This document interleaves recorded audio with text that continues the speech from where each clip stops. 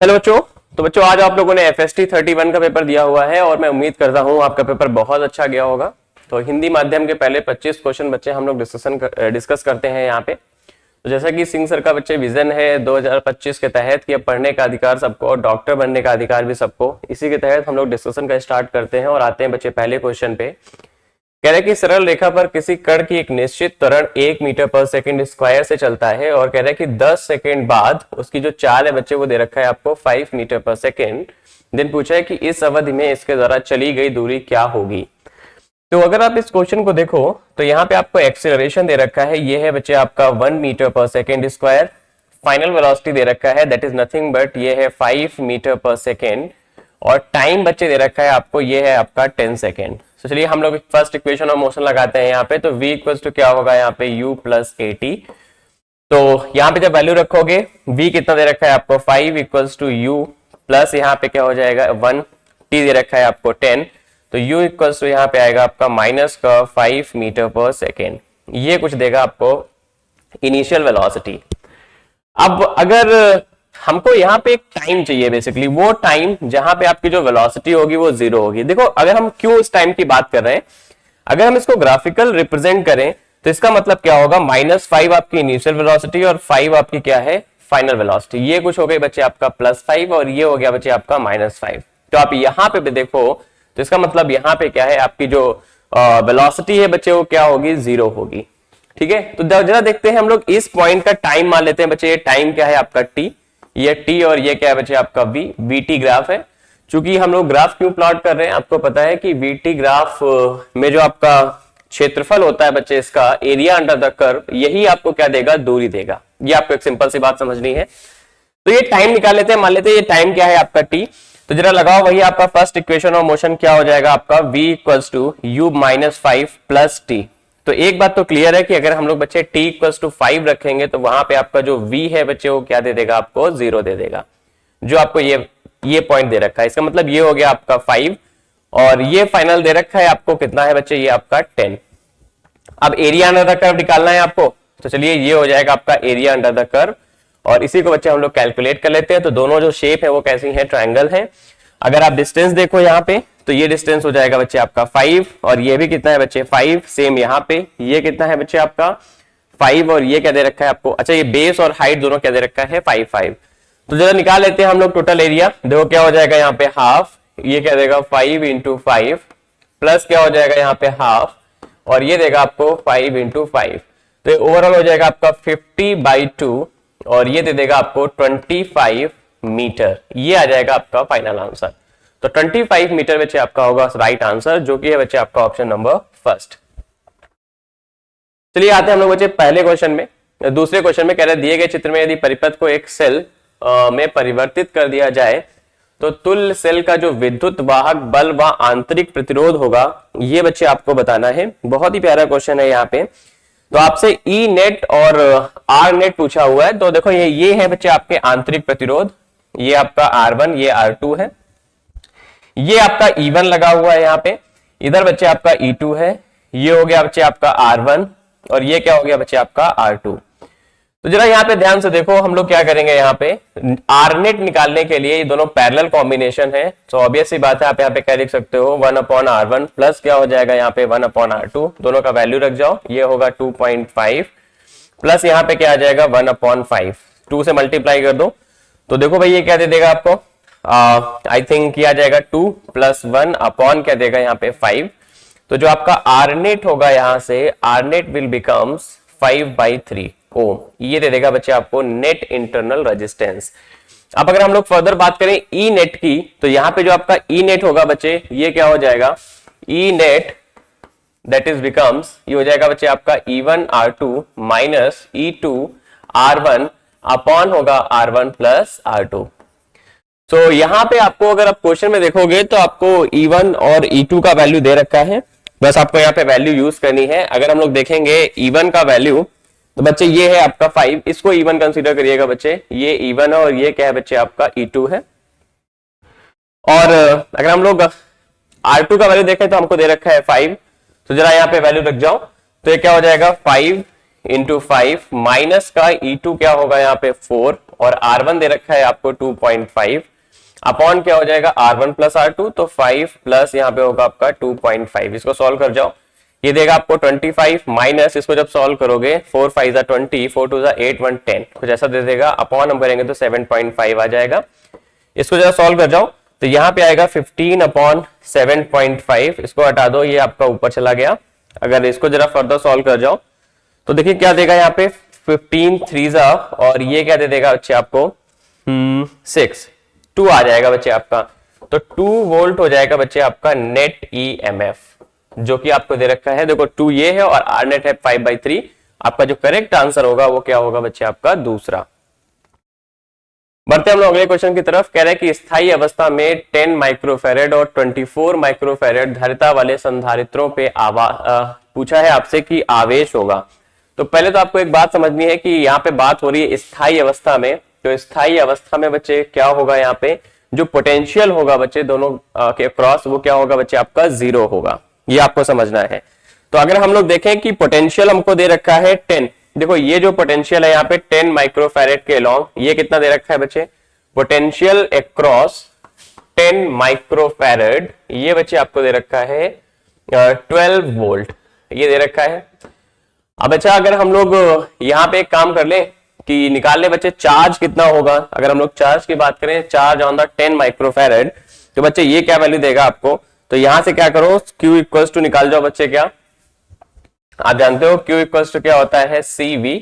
C का value दे रखा है 10 माइक्रोफेरेड इंटू क्या हो जाएगा यहाँ पे आपका V दे रखा है 12, तो ये कितना आ जाएगा आपका 120 और साथ में क्या हो जाएगा आपका माइक्रो कूलम, ये दे देगा बच्चे आपको चार्ज। और पूछा है हमसे कि ये तो हो गई बात बच्चे 10 माइक्रोफेरेड की, तो 120 माइक्रोफेरेड आ जाएगा। अगर हम लोग बच्चे बात करें यहाँ पे कि 24, जरा यहाँ पे देखिएगा, ये जो 24 माइक्रोफेरेड वाला आपका क्या दे रखा है, एक संधारित्र वाली धारिता दे रखा है यहाँ पे। तो अगर हम लोग यहाँ पे निकालेंगे तो आप जानते हो कि 24 माइक्रोफेरेड के अक्रॉस जो आपका पोटेंशियल है बच्चे वो क्या होगा, यहाँ पे ये 0 होगा। तो अगर पोटेंशियल बच्चे क्या है इसके क्रॉस 0 है, तो इसका मतलब इस पे जो चार्ज होगा बच्चे वो कितना होगा, वो भी आपका 0 आ जाएगा, क्योंकि Q इक्वल्स टू क्या होगा बच्चे CV। तो 10 के क्रॉस कितना देगा आपको 120 माइक्रो कूलम, और इसके क्रॉस 24 के क्रॉस देगा बच्चे आपको 0। तो इसका मतलब इसका जो करेक्ट आंसर होगा वो क्या होगा बच्चे आपका थर्ड। देखिए क्वेश्चन नंबर 4 कह रहा है कि एक का आर त्रिज्या की वृत्ति परिधि पर एक समान वेग v से चल रहा है, 60 डिग्री के कोण अंतरित करने पर इसका विस्थापन। तो देखो यहाँ पे बात हो रही है बच्चे सर्कुलर मोशन की, और सर्कुलर मोशन में आपको पता है डिस्प्लेसमेंट के लिए हम लोग क्या यूज करते हैं, पर्टिकुलर फार्मूला। और ये एंगल आपको दे रखा है, this certain angle is given in the question that is 60 degree. ये एंगल आपको दे रखा है 60 डिग्री। 60 डिग्री में ये कितना क्या करेगा, डिस्प्लेसमेंट करेगा। तो इसके लिए बच्चे एक सिंपल सा फार्मूला हम लोग पढ़ते हैं कि डिस्प्लेसमेंट इक्वल्स टू होता है आपका 2r sin θ/2। बस इसको आप यूज कर लो। तो यहाँ पे जब θ/2 करोगे तो देखो कितना हो जाएगा 2r, ये हो जाएगा साइन 30 डिग्री, क्योंकि 60/2 तो 30 देगा, तो 2r इंटू यहाँ पे आ जाएगा 1/2। तो 1/2 से 1/2 चला गया, यहाँ पे क्या बचेगा आपका r। यही हो जाएगा बच्चे इसका विस्थापन, जो कि देगा आपको ऑप्शन नंबर थर्ड। देखते हैं हम लोग क्वेश्चन नंबर 5। कह रहे कि एलसीआर परिपथ में आर पर वोल्टेज क्या दे रखा है आपको 100 वोल्ट है, तथा आर इक्वल्स टू मतलब आपको रेजिस्टेंस बच्चे दे रखा है, ये है आपका 1 किलो ओम, और आपको यहाँ पे सी का वैल्यू मतलब संधारित्र की धारिता भी दे रखी है 2 माइक्रोफेरेड। कह रहे यदि अनुनादी आपकी जो अनुनादी आवृत्ति है ये आपकी 200 रेडियन पर सेकेंड हो, तो अनुनाद पर एल के सिरों पर आपसे पूछा है कि वोल्टता का मान क्या होगा, ये आपसे यहाँ पूछा हुआ है। तो देखो यहाँ पे बात हो रही है बच्चे अनुनाद के कंडीशन की। तो आपको पता है कि हम लोग अनुनाद में क्या यूज करते हैं, बेसिकली हम लोग यहाँ पे यूज करते हैं VR, क्योंकि यहाँ पे जो VL इक्वल्स टू क्या होगा, यहाँ पे VC इक्वल्स टू यहाँ पे क्या हो जाएगा VR अपॉन R इंटू क्या होता है बच्चे आपका एक्साई C। अब एक्साई C का वैल्यू पता है क्या होता है 1 अपॉन ओमेगा C, तो यहाँ पे रख जाओ VR/R इंटू आएगा यहाँ पे 1 अपॉन ओमेगा C। VR आपको दे रखा है कितना है यहाँ पे, R पर वोल्टेज 100 वोल्ट है, तो इसको यहाँ पे रखो 100 अपॉन ये दे रखा है 1 किलो ओम, तो 1 इंटू 10⁻³ लिख जाओ। ओमेगा बच्चे आपको दे रखा है यहाँ पे 200, और आपकी जो धारिता है ये भी बच्चे दे रखा है 2 माइक्रोफेरेड। तो जरा यहाँ पे इसको सॉल्व करो। 2 माइक्रोफैरेड दे रखा है, तो एक काम कर लेते हैं, इसको लिख लेते हैं 10 टू पावर माइनस का 6। ये कुछ आपका आई थिंक सारे हो गए हैं एमकेएस में सारे वैल्यूज, बस इसको सॉल्व कर जाओ फर्दर। देखो ये कितना हो जाएगा 10 to power 3, 10 to power minus 6, क्या बचेगा यहाँ पे 10 टू पावर माइनस 3। अब इसको ऊपर लेके जाओगे तो क्या बचेगा यहाँ पे 10 टू पावर माइनस 3, और ये कितना हो जाएगा 10 टू पावर 5 अपॉन ये दे देगा आपको 400। तो एक काम कर लेते हैं हम लोग यहाँ से कि यहाँ के जीरो भी हटा लेते हैं, तो क्या बचेगा यहाँ पे 10 टू पावर 3 बचेगा, और 10 अपॉन हम लोग यूज कर लेते हैं 4 इंटू यहाँ पे क्या बचेगा 10 टू पावर 2। तो इसको जरा सॉल्व करो, तो 2 देगा यहाँ पे, और साथ में क्या आ जाएगा 5, तो 2.5 इंटू आ जाएगा यहाँ पे 10 टू पावर 2, जिसे आप सॉल्व करके क्या लिख सकते हो बच्चे 250 वोल्ट। तो जो आपका सही आंसर होगा वो बच्चे होगा आपका दूसरा, 250 वोल्ट आपका सही आंसर होगा। देखते हैं क्वेश्चन नंबर 6 में, कह रहे कि परिपथ का जो शक्ति गुणांक है बच्चे ये दे रखा है आपको कितना 1/√2। परिपथ में संधारित्र की धारिता आपसे पूछा हुआ है। तो देखो पहले तो अगर आप इस एसी इनपुट वोल्टेज को देखो तो यहाँ पे 100t लगा हुआ है, इसका मतलब जो ओमेगा हो जाएगा यहाँ पे क्या देगा आपको 100 देगा। ये आपको पहली बात समझनी है।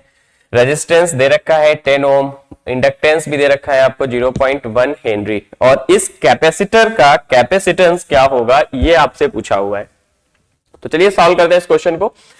देखो आपको पता है कि जो cos फाई होता है बच्चे, ये क्या देता है आपको, दिस इज नथिंग बट ये होता है आपका r/z, ये आपको वैल्यू देता है, और cos फाई का वैल्यू भी बच्चे आपको दे रखा है, ये है क्या आपका 1/√2 इक्वल्स टू ये क्या होगा आपका r/z, और इसी को बच्चे हम लोग क्या लिखते हैं tan फाई, इसी को हम लोग tan फाई भी लिखते हैं। तो जो tan फाई का वैल्यू है वो कितना हो जाएगा बेसिकली यहाँ पे आपका 1/√2, तो मतलब 45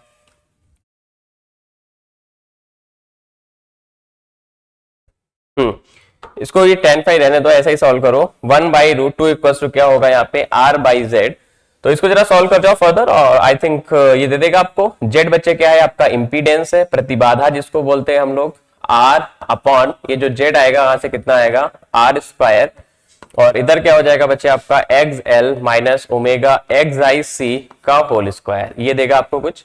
तो जरा इसको सॉल्व कर जाओ फर्दर। r आपको दे रखा है, r का value is given in question 10 ओम, तो यहाँ पे क्या हो जाएगा 1 दोनों तरफ स्क्वायर कर जाओ, तो 1/2 इक्वल्स टू क्या होगा यहाँ पे 100 अपॉन यहाँ पे आ जाएगा r² plus xi minus xi का होल स्क्वायर। तो इसको जरा सॉल्व कर लो भाई फर्दर। तो देखो क्या हो जाएगा यहाँ पे, क्रॉस मल्टीप्लाई कर लेते हैं r², इसको हम लिख सकते हैं xi माइनस का xi का यहाँ पे क्या हो जाएगा आपका होल स्क्वायर इक्वल्स टू ये हो जाएगा आपका 200। तो यहाँ पे जब आप सॉल्व करोगे तो r² हो जाएगा आपका 100, क्योंकि r का वैल्यू 10 दे रखा है, जब इसको सब्ट्रैक्ट करोगे तो आपका xi माइनस xi का जो होल स्क्वायर बचेगा वो कितना बचेगा आपका, ये आ जाएगा आपका 100। तो xi माइनस xi निकाल लेते हैं हम लोग, ये देगा आपको 10। xi क्या होता है 1/ωc माइनस, अच्छा ये इधर ले आओ तो ये प्लस का ओमेगा l हो जाएगा, प्लस यहाँ पे होगा आपका ओमेगा l। अब यहाँ पे क्या करना है आपको, सिंपली वैल्यू सब्स्टिट्यूट करनी है। सो 1/ωc इक्वल्स टू यहाँ पे जो वैल्यू देगा देखते हैं क्या आएगा, इक्वल्स टू यहाँ पे आ जाएगा 10, ओमेगा दे रखा है बच्चे आपको 100 इंटू क्या है आपका 0.1। तो इसको जब सॉल्व करोगे तो ये कितना देगा आपको 10 प्लस 10, ये हो जाएगा आपका 20। सो 1 हमको c निकालना है, तो देखो तो c इक्वल्स टू क्या होगा यहाँ पे, ये आ जाएगा 1/ओमेगा कितना है बच्चे आपका 100 इंटू हो जाएगा आपका 20, कुछ ऐसा वैल्यू देगा। तो इसको लिख लो 1/2 इंटू आ जाएगा 10 टू पावर माइनस का 3, और इसे ही बच्चे हम क्या लिख सकते हैं 0.5 इंटू क्या होगा यहाँ पे 10 टू पावर माइनस का 3। अब एक काम करो यहाँ पे 1000 से मल्टीप्लाई कर दो, तो देखो इसे ही आप क्या लिख सकते हो, it can be written as c equals to ये हो जाएगा 500 इंटू 10 टू पावर माइनस का 6 फैरेड, कुछ आपको ऐसी वैल्यू देगा। और इसे ही 10 टू पावर माइनस 6 लिखा है, तो इसको हम क्या लिख सकते हैं माइक्रो, तो 500 माइक्रो फैरेड आ जाएगा आपका फाइनल आंसर, जो कि होगा बच्चे आपका ऑप्शन नंबर 3। देखिए बच्चे क्वेश्चन नंबर 7 कह रहा है कि एक छोटी स्टील की गेंद 10 सेंटीमीटर पर सेकंड के एक सिरप में गिर रही है, यदि इसको ऊपर की ओर इसके प्रभावी भार के दोगुने बल से खींचा जाए तब यह किस वेग से बच्चे ऊपर जाएगी, ये आपसे पूछा हुआ है। बहुत ही प्यारा क्वेश्चन है बच्चे। ये कह रहा है कि एक स्टील की बॉल है और ये 10 सेंटीमीटर से नीचे आ रही, तो ऑब्वियस सी बात है इसका mg जो एक्ट करेगा वो नीचे एक्ट करेगा। ये आपका एफ बी होगा ऊपर की ओर, मतलब जो बेयोंसे फोर्स, इसका जो विस्कस फोर्स होगा बच्चे वो भी क्या होगा, ऊपर की ओर एक्ट करेगा। तो अगर हम लोग यहाँ पे रिजल्टेंट बनाए तो देखो रिजल्टेंट क्या होगा, आपको जो डब्ल्यू इफेक्टिव देगा, जो डब्ल्यू इफेक्टिव होगा बच्चे वो कितना आएगा, ये आ जाएगा आपका डब्ल्यू माइनस का देगा आपको एफ बी, कुछ ऐसी वैल्यू दे देगा। तो इसका मतलब है रिजल्टेंट यहाँ पे क्या हो जाएगा कि डब्ल्यू इफेक्टिव आपका नीचे की ओर काम करेगा और ऊपर की ओर क्या होगा आपका एफ वी एक्ट करेगा। अब देखो क्या बोला हुआ है क्वेश्चन में कि ऊपर की ओर इसको खींचा जा रहा है और दोगुने बल से खींचा जा रहा है। जितना ये इफेक्टिव लग रहा है तो ऊपर 2W इफेक्टिव से खींचा जा रहा है। तो इसका मतलब क्या है कि यहाँ पे अगेन आपका क्या हो जाएगा, एफ वी जो विस्कस फोर्स नीचे एक्ट करेगा और डब्ल्यू इफेक्टिव जो पहले कर रहा था वो तो आपका करता ही रहेगा। अब देखो अगर आप रिजल्टेंट इसका फिगर बनाओ, तो जब रिजल्टेंट फिगर बनाओगे तो क्या आ जाएगा, ये हो गई बच्चे आपकी बॉल। तो यहाँ पे क्या बचेगा आपका डब्ल्यू इफेक्टिव, क्योंकि यहाँ पे एक लेस हो जाएगा और नीचे की ओर क्या हो जाएगा बच्चे आपका एफ वी। तो आई थिंक कुछ सेम सिनेरियो दे रखा है बच्चे, रिवर्स डायरेक्शन में दे रखा है। तो ये आपको जो केस था इसमें दे रखा था 10 सेंटीमीटर पर सेकेंड वेलोसिटी थी। तो आई थिंक रिवर्स में भी आपकी जो वेलोसिटी होगी वो सेम रहेगी, बस उसका डायरेक्शन क्या होगा बच्चे आपका चेंज हो जाएगा। तो आपका जो करेक्ट आंसर हो जाएगा बच्चे वो क्या देगा आपको, पहला ही आपका राइट आंसर हो जाएगा जो कि आपको ऑप्शन में दिया हुआ है। देखते हैं क्वेश्चन नंबर 8 में कह रहा है कि एक आपको अभिक्रिया दे रखी है और पूछा है कि विमुक्त ऊर्जा, मतलब जो ऊर्जा आपकी निकली हुई है वो क्या दे रखी है। इसकी आपको बंधन ऊर्जा दे रखा है बच्चे, ये है आपका C, इसका बंधन ऊर्जा दे रखा है बच्चे, ये है 1H3 का कितना दे रखा है यहाँ पे B, और 1H2 का दे रखा है बच्चे आपको A, ये आपको दे रखा है। तो यहाँ से अगर हम लोग विमुक्त ऊर्जा निकालें तो हम लोग क्या निकालेंगे, डेल्टा E इक्वल्स टू क्या हो जाएगा यहाँ पे C minus A minus B, ये आपको रिलीज एनर्जी दे देगा। ऑलवेज याद रखिए कि आपको जब भी विमुक्त ऊर्जा पूछे तो क्या करना है, रिएक्टेंट की एनर्जी, प्रोडक्ट की एनर्जी माइनस क्या करना है, रिएक्टेंट की एनर्जी, और ये क्या है आपका प्रोडक्ट और वो क्या है आपका रिएक्टेंट। तो देखो भाई कौन सा ऑप्शन करेक्ट दे रहा है, तो तीसरा ऑप्शन करेक्ट दे देगा जो कि है ऑप्शन नंबर 3। आते हैं हम लोग क्वेश्चन नंबर 9 में, कह रहे कि 2.3 इलेक्ट्रॉन वोल्ट कार्यफलन वाली धातु पर 4.8 इंटू 10⁻⁻7 मीटर तरंगदैर्घ्य का आपतित प्रकाश आपतित होता है, इसे प्राप्त फोटो इलेक्ट्रॉन की अधिकतम गतिज ऊर्जा ज्ञात करो। तो हमसे क्या पूछा है कि काइनेटिक एनर्जी मैक्स पूछा है, तो ये क्या हो जाएगा आपका E माइनस, यहाँ पे आ जाएगा आपका W, कुछ आपकी ये वैल्यू आएगी E W, जहां पे क्या है बच्चे आपका वर्क फंक्शन है, इसे आप क्या लिख सकते हो 12400 अपॉन यहाँ पे क्या हो जाएगा लैम्डा, और लैम्डा आपको दे रखा है 10⁻⁻7। तो इसको एक काम कर लो कि इसे जरा कन्वर्ट कर लो बच्चे एंगस्ट्रॉम में। तो जब एंगस्ट्रॉम में कन्वर्ट करोगे तो कितना हो जाएगा 4.8, क्योंकि 10⁻⁻7 है तो 1000 से ही डिवाइड कर दो, 1000 से मल्टीप्लाई कर दो। तो हम लोग इसको क्या कर लेते हैं 1000 से मल्टीप्लाई, और ये एंगस्ट्रॉम में आ जाएगा, और ये दे रखा है आपको 2.3 इलेक्ट्रॉन वोल्ट। इसको जरा सॉल्व कर जाओ। तो देखो भाई इसको जब सॉल्व, पहले तो मल्टीप्लाई कर लेते हैं हम लोग, 12400 अपॉन क्या देगा आपको यहाँ पे 4800 माइनस का आ जाएगा 2.3, ये 0 से 0 चला गया। अब अगर आप देखो तो यहाँ पे क्या लिख सकते हो 1 2, और यहाँ पे क्या आ जाएगा आपका 3, और यहाँ पे क्या देगा 1, कुछ ऐसा आ जाएगा। अब इसको आप फर्दर सॉल्व कर जाओ तो देखो क्या देगा यहाँ पे 12 2 24, और यहाँ पे कितना बच जाएगा बच्चे आपका 7 बचेगा, और 7 70 हो जाएगा, और 12 5 क्या होता है बच्चे आपका 60। तो लगभग आपका 2.5 इलेक्ट्रॉन वोल्ट माइनस करोगे यहाँ पे 2.3 इलेक्ट्रॉन वोल्ट, और जो आपकी ऊर्जा आएगी वो कितना देगा आपको 0.2 इलेक्ट्रॉन वोल्ट। ये हो जाएगा बच्चे आपका फाइनल आंसर। तो देखो भाई 0.2 या हम इसके आसपास की देखें तो 0.3 इलेक्ट्रॉन वोल्ट आपको आंसर दे रहा है। तो यही बच्चे क्या होगा आपका करेक्ट आंसर होगा। दिए गए परिपथ में एक आपको डायोड दे रखा है, बहुत ही प्यारा क्वेश्चन है, और इसमें पूछा है आपसे कि बैटरी से जो निकली हुई धारा है बच्चे वो क्या होगा, ये आपसे पूछा है। तो देखो यहाँ पे आपको एक रजिस्टर दिया हुआ है, दिस रजिस्टर का जो रेजिस्टेंस है बच्चे 20 ओम है। जब आपको डायोड में कुछ ना दे रखा हो कि ये कैसा है, आइडियल है या नॉन आइडियल है, तो हमेशा आप आइडियल कंसीडर करो। तो पहले तो ये देखो कि भाई आपका जो कौन फॉरवर्ड बायस है, तो करंट यहाँ से जाएगी कुछ यहाँ पहुंचेगी, तो ये वाला निगेटिव है और ये वाला क्या है पॉजिटिव है, तो ये हो गया आपका रिवर्स बायस। तो रिवर्स बायस में कोई भी आपकी करंट नहीं फ्लो होगी, ये हो गया बच्चे आपका फॉरवर्ड बायस। तो चलो अब हम निकाल लेते हैं। देखो हमें जो हमारा परिपथ दिखेगा वो कैसा दिखेगा कि यहाँ पे एक बैटरी लगी हुई है, और इस बैटरी से बच्चे हमको क्या निकालना है, धारा निकालना है। और यहाँ पे एक डायोड है, और आप जानते हो जब आइडल डायोड हो तो क्या करते हैं हम लोग, तो वहां पे एक लाइव वायर ऐड कर देते हैं। ये हमने लगा दिया एक रजिस्टर, और यहाँ पे आपका लगा हुआ है दूसरा रजिस्टर, और इसको कुछ ऐसे जोड़ दिया। और अगर हम लोग यहाँ की बात करें तो यहाँ से बच्चे परिपथ में दे रखा है आपको कुछ, ये हो गया बच्चे आपका डायोड, और यहाँ पे आपको एक लाइव वायर दिया हुआ है इसके बीच में, और ये यहाँ से आपका ऐड कर दिया गया। यहाँ पे आपको दे रखा है 5 ओम, इधर का दे रखा है 5 ओम, और यहाँ दे रखा है आपको रजिस्टर 20 ओम। और चूंकि ये 10 ओम में करंट जाएगा नहीं तो ये यहीं से क्या हो गया आपका अनवैलिड हो गया। तो चलिए हम लोग जरा सॉल्व करते हैं। हाँ, यहाँ पे जो D2 लगा हुआ है वो भी क्या होगा बच्चे आपका फॉरवर्ड बायस होगा। This D2 is also forward bias. इसको जरा फर्दर सॉल्व कर जाओ। तो देखो जरा जब सॉल्व करोगे तो यहाँ पे क्या आएगा, ये है बच्चे आपकी जो बैटरी दे रखी है क्वेश्चन में, ये बैटरी बच्चे देखते हैं हम लोग कितना है। आई थिंक ये मिसप्रिंट है।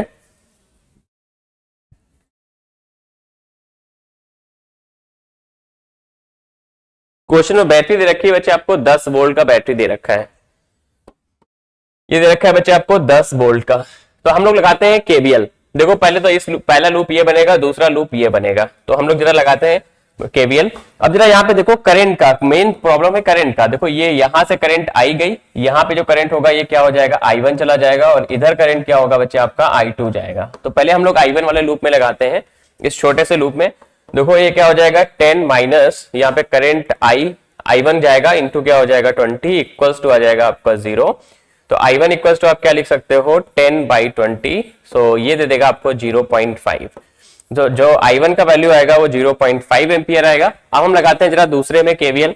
जब दूसरे में लगाओगे तो क्या हो जाएगा, देखो 10 दिया, माइनस का यहाँ पे हो जाएगा I2 इंटू ये दोनों जो रजिस्टर है बच्चे कैसे हैं, सीरीज में है, तो इनको पहले ही ऐड कर लो। तो कितना हो जाएगा इंटू 10 इक्वल्स टू आ जाएगा आपका 0। तो 10 इक्वल्स टू ये हो जाएगा I2 इंटू 10। इसका मतलब जो I2 का वैल्यू होगा ये देगा आपको 1 एम्पियर। तो जो आपकी टोटल करंट होगी, टोटल करंट होगा बच्चे आपका I1 plus I2, that is nothing but 1 plus 0.5।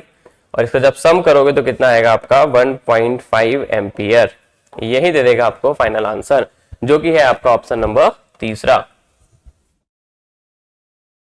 देखिए क्वेश्चन नंबर 11 में कह रहा है कि एक स्टील पैमाना है जिसको 20 डिग्री सेल्सियस पर आशंकित किया गया है। इसी ताप पर या तांबे की एक छड़ की लंबाई को 80 सेंटीमीटर नापता है। तो पहले दे रखा है आपको स्टील का एक पैमाना, और 80 सेंटीमीटर इसकी लंबाई नाप रहा है।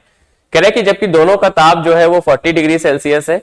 स्टील के लिए रेखीय प्रसार गुणांक और तांबे के लिए दे रखा है। और क्या होगा, लंबाई क्या बताएगा जब दोनों का जो ताप है बच्चे वो क्या देगा आपको 40 डिग्री सेल्सियस। देखो अगर आप चेंज इन लेंथ देखो फॉर द स्टील, तो यहां पे अगर हम लोग लिखें कि L स्टील क्या हो जाएगा, यहां से ये देगा आपको L0 1 प्लस क्या होगा यहाँ पे अल्फा स्टील इंटू क्या आएगा यहाँ पे डेल्टा टी, कुछ ऐसी वैल्यू देगा, ये हो जाएगा। अगर हम लोग लिखें बच्चे कॉपर के लिए तो L कॉपर क्या दे देगा आपको L0, क्योंकि दोनों का पहले तो सेम ही है तो L0 क्या रहेगा आपका सेम रहेगा, इक्वल्स टू ये क्या आ जाएगा आपका 1 प्लस अल्फा, ये आएगा कॉपर इंटू क्या होगा आपका डेल्टा टी। और यहाँ पे जो चेंज इन टेम्परेचर है बच्चे वो भी क्या है यहाँ पे सेम है। अब जरा ध्यान से देखिए तो तांबे का बच्चे ज्यादा है, इसका मतलब हमको जो तांबे का क्या करेगा आपका वो ज्यादा एक्सपेंड करेगा, ठीक है, कंपेयर टू स्टील। तो यहां से जब हम लोग L इफेक्टिव निकालेंगे तो देखो हमको L इफेक्टिव मतलब डेल्टा L क्या देगा, ये आ जाएगा आपका L कॉपर माइनस दे देगा आपको L स्टील, कुछ ये वैल्यूज दे देगा आपको। तो यहां से जरा रख जाओ, ये वैल्यूज आपको रखनी है। तो देखो L0 से L0 तो बच्चे क्या हो जाएगा आपका कट हो जाएगा। तो देखो भाई क्या बचेगा यहाँ पे बचेगा आपका अल्फा कॉपर माइनस क्या आएगा यहाँ पे अल्फा स्टील, अल्फा क्या देगा आपको स्टील इनटू क्या देगा आपको डेल्टा टी, और साथ में क्या रहेगा यहाँ पे L0 आपका पहले से था, L0 क्या है आपको 80 दे रखा है। अब जब आप इसको सब्ट्रैक्ट करोगे तो ये अल्फा दे रखा है 1.7 से आप 1.1 को सब्ट्रैक्ट करो तो कितना देगा ये आपको 0.6 इंटू देगा आपको 10 टू पावर माइनस का 6, और डेल्टा टी कितना चेंज कितना हुआ है 20 से 40 हो गया है, तो मतलब चेंज आया है बच्चे आपका 20। और जब इसको आप सॉल्व करोगे ओवरऑल तो आपको जो आंसर देगा वो देगा बच्चे 80.0096 सेंटीमीटर। ये आपका फाइनल क्या होगा आंसर आ जाएगा, जो कि होगा बच्चे आपका ऑप्शन नंबर 3। देखते हैं बच्चे हम लोग क्वेश्चन नंबर 12। कह रहा है कि एक गेंद 10 मीटर ऊंची मीनार से शीर्ष से 5√2 चाल से 36 से 45 डिग्री कोण पर फेंकी जाती है, तो कितने समय पश्चात यह गेंद मैदान से टकराती है। तो टाइम पूछा है आपका कि वो टकराने का जो टाइम होगा बच्चे वो क्या होगा। तो बेसिकली अगर आप यहाँ पे देखो तो एक 45 एंगल से फेंका गया है, तो इसके हम लोग कंपोनेंट में डिवाइड कर लेते हैं। तो एक हॉरिजॉन्टल कंपोनेंट होगा, एक क्या होगा बच्चे आपका ऊर्ध्वाधर घटक होगा। तो वही हम लोग uy लेंगे जो हमें कितना देगा uy, ये होगा आपका बच्चे क्या u sin 45 ये दे देगा बच्चे आपको। और शीर्ष से 5√2 ये वैल्यू आपको दे रखा है कितना है बच्चे 5√2 और ये कितना हो जाएगा आपका sin 45, क्योंकि सिर्फ ऊर्ध्वाधर घटक यहाँ पे क्या करेगा आपका काम करेगा। और डिस्टेंस आपको दे रखा है मतलब s दे रखा है, ये क्या है बच्चे आपका 10 मीटर। तो कितने समय पश्चात बच्चे क्या आएगा नीचे आएगा, ये आपसे पूछा हुआ है। तो जरा अगर आप ध्यान से देखो इस क्वेश्चन में, तो बच्चे हमें पता है कि यहाँ पे जो हम लोग ऐसे क्वेश्चन में डिस्टेंस कंसीडर करते हैं वो नेगेटिव कंसीडर करते हैं। और चूंकि नीचे आ रहा है तो यहाँ पे क्या हो जाएगा माइनस का हम लोग लगा लेते हैं। यहाँ पे क्या हो जाएगा sy इक्वल्स टू क्या देगा आपको uy माइनस क्या आएगा आपका हाफ gt², कुछ ऐसी वैल्यू देगा। तो जरा ये देखिए क्या हो जाएगा माइनस का 10 इक्वल्स टू यहाँ पे क्या हो जाएगा 5√2 sin 45 मतलब 1/√2 ये देगा आपको t माइनस का हाफ और ये g का मतलब 10 इंटू क्या देगा आपको t²। तो बस बेसिकली आपको इस इक्वेशन को सॉल्व करना है। 2 से 2 चला गया, यहाँ पे क्या बचेगा आपका 5। तो जरा सॉल्व कर जाओ इसको फर्दर। तो देखिए क्या बचेगा यहाँ पे, ये बचेगा आपको माइनस का 5t², ये दे दिया बच्चे आपको प्लस का 5t और प्लस 10 इक्वल्स टू आ जाएगा आपका 0। एक काम कर लेते हैं हम लोग यहाँ पे, ये हटा दो जरा 5t² माइनस का कर लेते हैं 5t और प्लस माइनस यहाँ पे भी आ जाएगा, माइनस का आ जाएगा 10 इक्वल्स टू 0। तो देखो 5 को कॉमन ले लो यहाँ से, तो t² माइनस का t प्लस माइनस का आ जाएगा यहाँ पे 2 इक्वल्स टू 0। अब जरा इसको सॉल्व कर जाओ।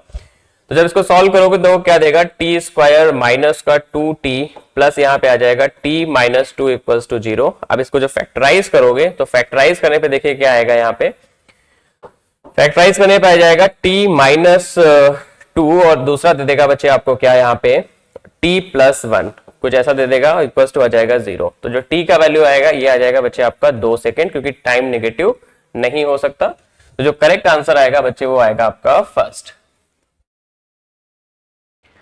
देखिए कह रहे हैं कि ABC व BC के मध्य संपर्क बल क्रमशः होंगे। तो इसके लिए बच्चे क्या करो, पहले तो निकाल लो यहाँ पे जो नेट आपका जो एक्सीलरेशन होगा वो क्या होगा। नेट एक्सीलरेशन मतलब ए नेट अगर हम यहाँ से निकालेंगे तो देखो भाई नेट एक्सीलरेशन क्या देगा, ए नेट इक्वल्स टू क्या हो जाएगा आपका F जितना आप अप्लाई कर रहे हो और अपॉन क्या हो जाएगा बच्चे M टोटल।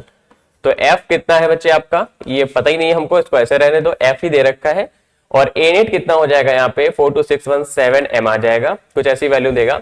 अब हमसे ए व बी के मध्य पूछा हुआ है, तो जरा देखो ए बी का बच्चे ये हो गया आपका। तो पहले तो एक ये नॉर्मल फोर्स एक्ट करेगा इस पे, और चूंकि बी इस पे एक्ट कर रहा है तो हमको जिस बॉडी पे लग रहा होता है वहां पे हमको निकालना होता है।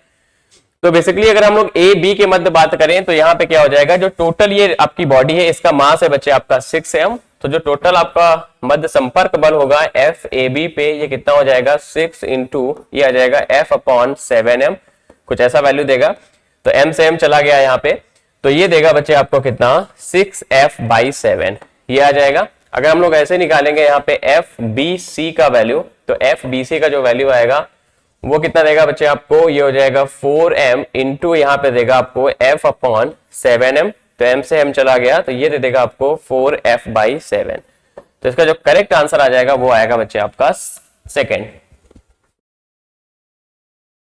देखते हैं हम लोग अगला क्वेश्चन। कह रहा है कि 8 सेंटीमीटर त्रिज्या और एक समान घनत्व सिग्मा और एक समान मोटाई वाली चकती की एक भुजा का वर्गाकार छेद रखती है और छेद का एक कोना चकती के केंद्र पे है। छेद का केंद्र y अक्ष पर चित्र के अनुसार है। छिद्र के साथ चकती के द्रव्यमान केंद्र y का निर्देशांक क्या होगा। तो यहाँ पे सीधी सी बात यह है कि इस मतलब आपका जो आपकी डिस्क है उससे इस स्क्वायर को बाहर किया गया है। तो आपको पता है ये ट्रंकेटेड बॉडी सिस्टम का क्वेश्चन है। इसका मतलब है कि जो ये हम बाहर करेंगे, अब देखिए जो भी आपका रिमेनिंग पोर्शन आएगा उसमें हम लोग इसका मास क्या करेंगे बच्चे, नेगेटिव कंसीडर करेंगे। अब यहाँ पे जरा हम इनके मासेस की बात कर लेते हैं। मान लेते हैं इसका जो द्रव्यमान है वो स्मॉल m है, इसका द्रव्यमान क्या है बच्चे आपका कैपिटल M। चूंकि भाई एक ही पदार्थ से लिया गया है तो इनके जो घनत्व होंगे बच्चे वो क्या होंगे, सेम होंगे। जब घनत्व तो सेम है तो यहाँ पे निकाल लो, ये हो जाएगा कैपिटल एम अपॉन डिस्क है तो क्या होगा यहाँ पे पाई आर स्क्वायर इक्वल्स टू, इसकी लेंथ आपको दे रखी है स्क्वायर की स्मॉल एम, अपॉन क्या होगा बच्चे यहाँ पे ये दे देगा आपको एल स्क्वायर, ये आपका हो जाएगा।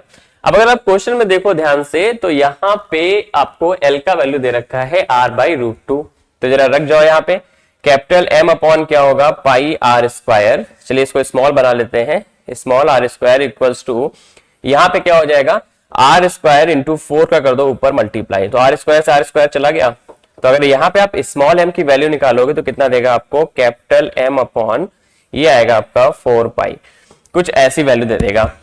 अब आते हैं हम लोग इसके सेंटर ऑफ मास पे, तो y सेंटर ऑफ मास बच्चे क्या होगा, ये होता है आपका m1 y1 प्लस यहाँ पे क्या हो जाएगा आपका m2 y2 अपॉन यहाँ पे दे देगा आपको m1 प्लस m2। तो यहाँ पे अगर आप ध्यान से देखो तो यहाँ पे हमने इसको कंसीडर कर लिया बच्चे ये ओरिजिन है, तो इसका मतलब यहाँ जो y1 हो जाएगा वो क्या हो गया 0। अभी मैंने आपको बोला है कि जितना भी मास आप बाहर कर रहे हो उसको नेगेटिव मास कंसीडर करो, और अगर हम लोग बात करें इसके सेंटर ऑफ मास की तो इसका सेंटर ऑफ मास बच्चे कहां होगा, इसके सेंटर पे लाई करेगा। तो अगर आप इसको सेंटर क्या हो जाएगा बच्चे, इसका ये जो सेंटर होगा ये हो जाएगा बच्चे आपका r बाई 2 पे, ठीक है। तो यहाँ पे अगर हम लोग सॉल्व करें तो ये हो गया m1, ये हो जाएगा 0 माइनस का यहाँ पे हो जाएगा ये मास हमको दे रखा है कितना m अपॉन क्या हो जाएगा बच्चे 4 पाई, और y2 क्या होगा इसका मतलब इसका सेंटर दैट इज ये हो जाएगा बच्चे आपका r बाई 2 अपॉन यहाँ पे m1 कितना है, m1 को कैपिटल M प्लस माइनस यहाँ पे भी रहेगा m अपॉन 4 पाई, ये कुछ आ जाएगा बच्चे आपका फाइनल। अब एक काम करते हैं जरा, अच्छा ये 4 नहीं होगा एक्चुअली यहाँ पे आपका 2 होगा क्योंकि रूट 2 है, तो जब इसका स्क्वायर करोगे तो 2 आएगा, तो यहाँ पे सिर्फ क्या बचेगा आपका 2 पाई बचेगा, ये आपको समझना है। ऐसे ही बच्चे यहाँ पे भी वैल्यू चेंज हो जाएगी, तो यहाँ पे जब वैल्यू चेंज करोगे तो कितना बचेगा 2, और यहाँ पे भी आपका 2 आ जाएगा।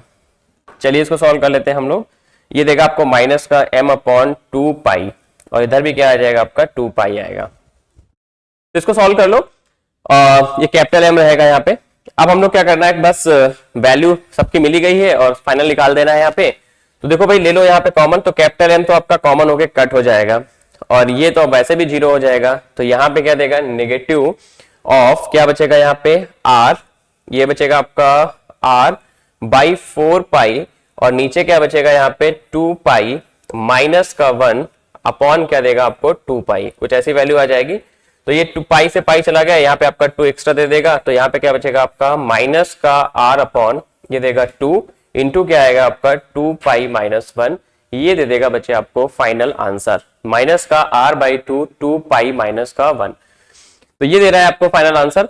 अच्छा देखिए अगर आप ध्यान से तो इसको फर्दर मॉडिफाई करा गया है यहाँ पे, तो इसका मतलब है कि इस अगर हम लोग 2 को क्या कर लें बच्चे बाहर निकाल लें, तो देखो या तो एक काम करो यहाँ पे ये क्या लिखा हुआ है 2 पाई माइनस का 1, तो इसको जरा अगर हम लोग मॉडिफाई कर ले तो मॉडिफाई करके देखो क्या लिख सकते हैं यहाँ पे।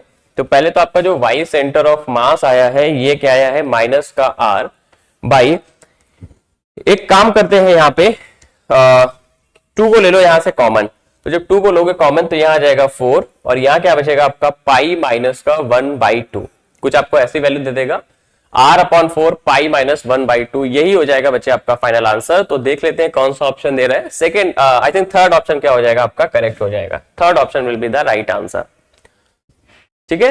बस मास के रिस्पेक्ट में आपको देखना है कि मास आप कैसे निकालोगे, दैट्स इट। और ट्रंकेटेड बॉडी सिस्टम में आप ऐसे कंसीडर करो कि आपका जो मास है जो आपने बाहर किया है वो आपका क्या है नेगेटिव मास है, तो क्वेश्चन कभी भी गलत नहीं होगा। देखिए बच्चे क्वेश्चन नंबर 15 दे रखा है कि यहाँ पे मास दे रखा है आपको 0.1 किलोग्राम, और आयाम दे रखा है ये है आपका 0.1 मीटर, सरल आवर्त गति कर रहा है, उससे काइनेटिक एनर्जी आपको दे रखी है ये है बच्चे आपकी 8 इंटू 10 टू पावर माइनस का 3 जूल, और ये आपको प्रारंभिक कला दे रखा है पाई बाई 4, ये याद रखिएगा हम लोग यूज करेंगे बाद में।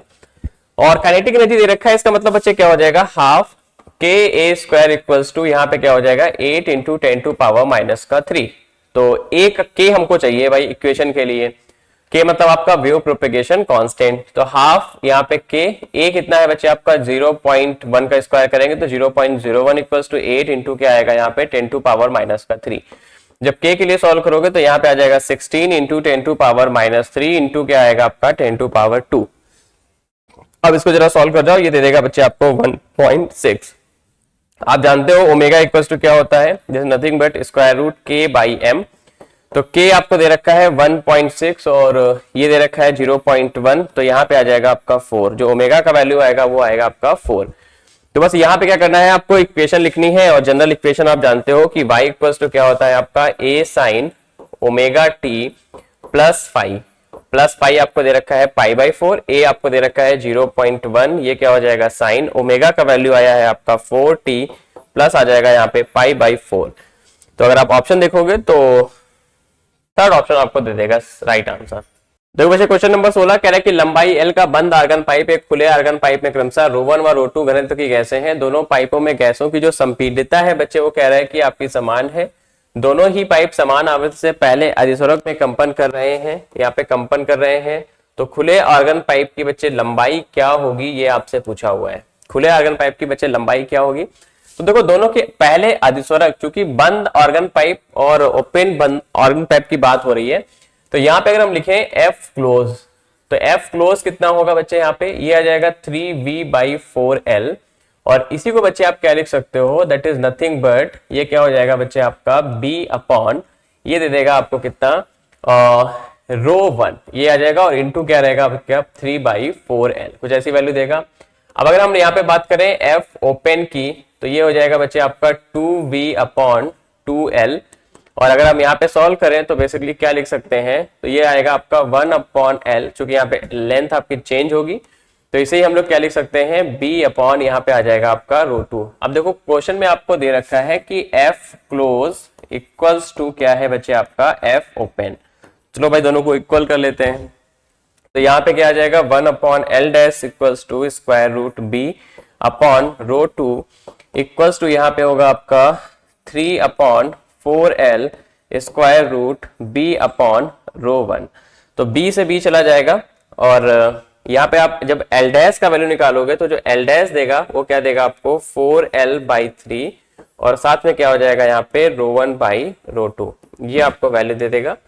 तो अगर आप ऑप्शन में देखोगे तो आपको तीसरा ऑप्शन करेक्ट मिलेगा 4l/3 ρ1/ρ2।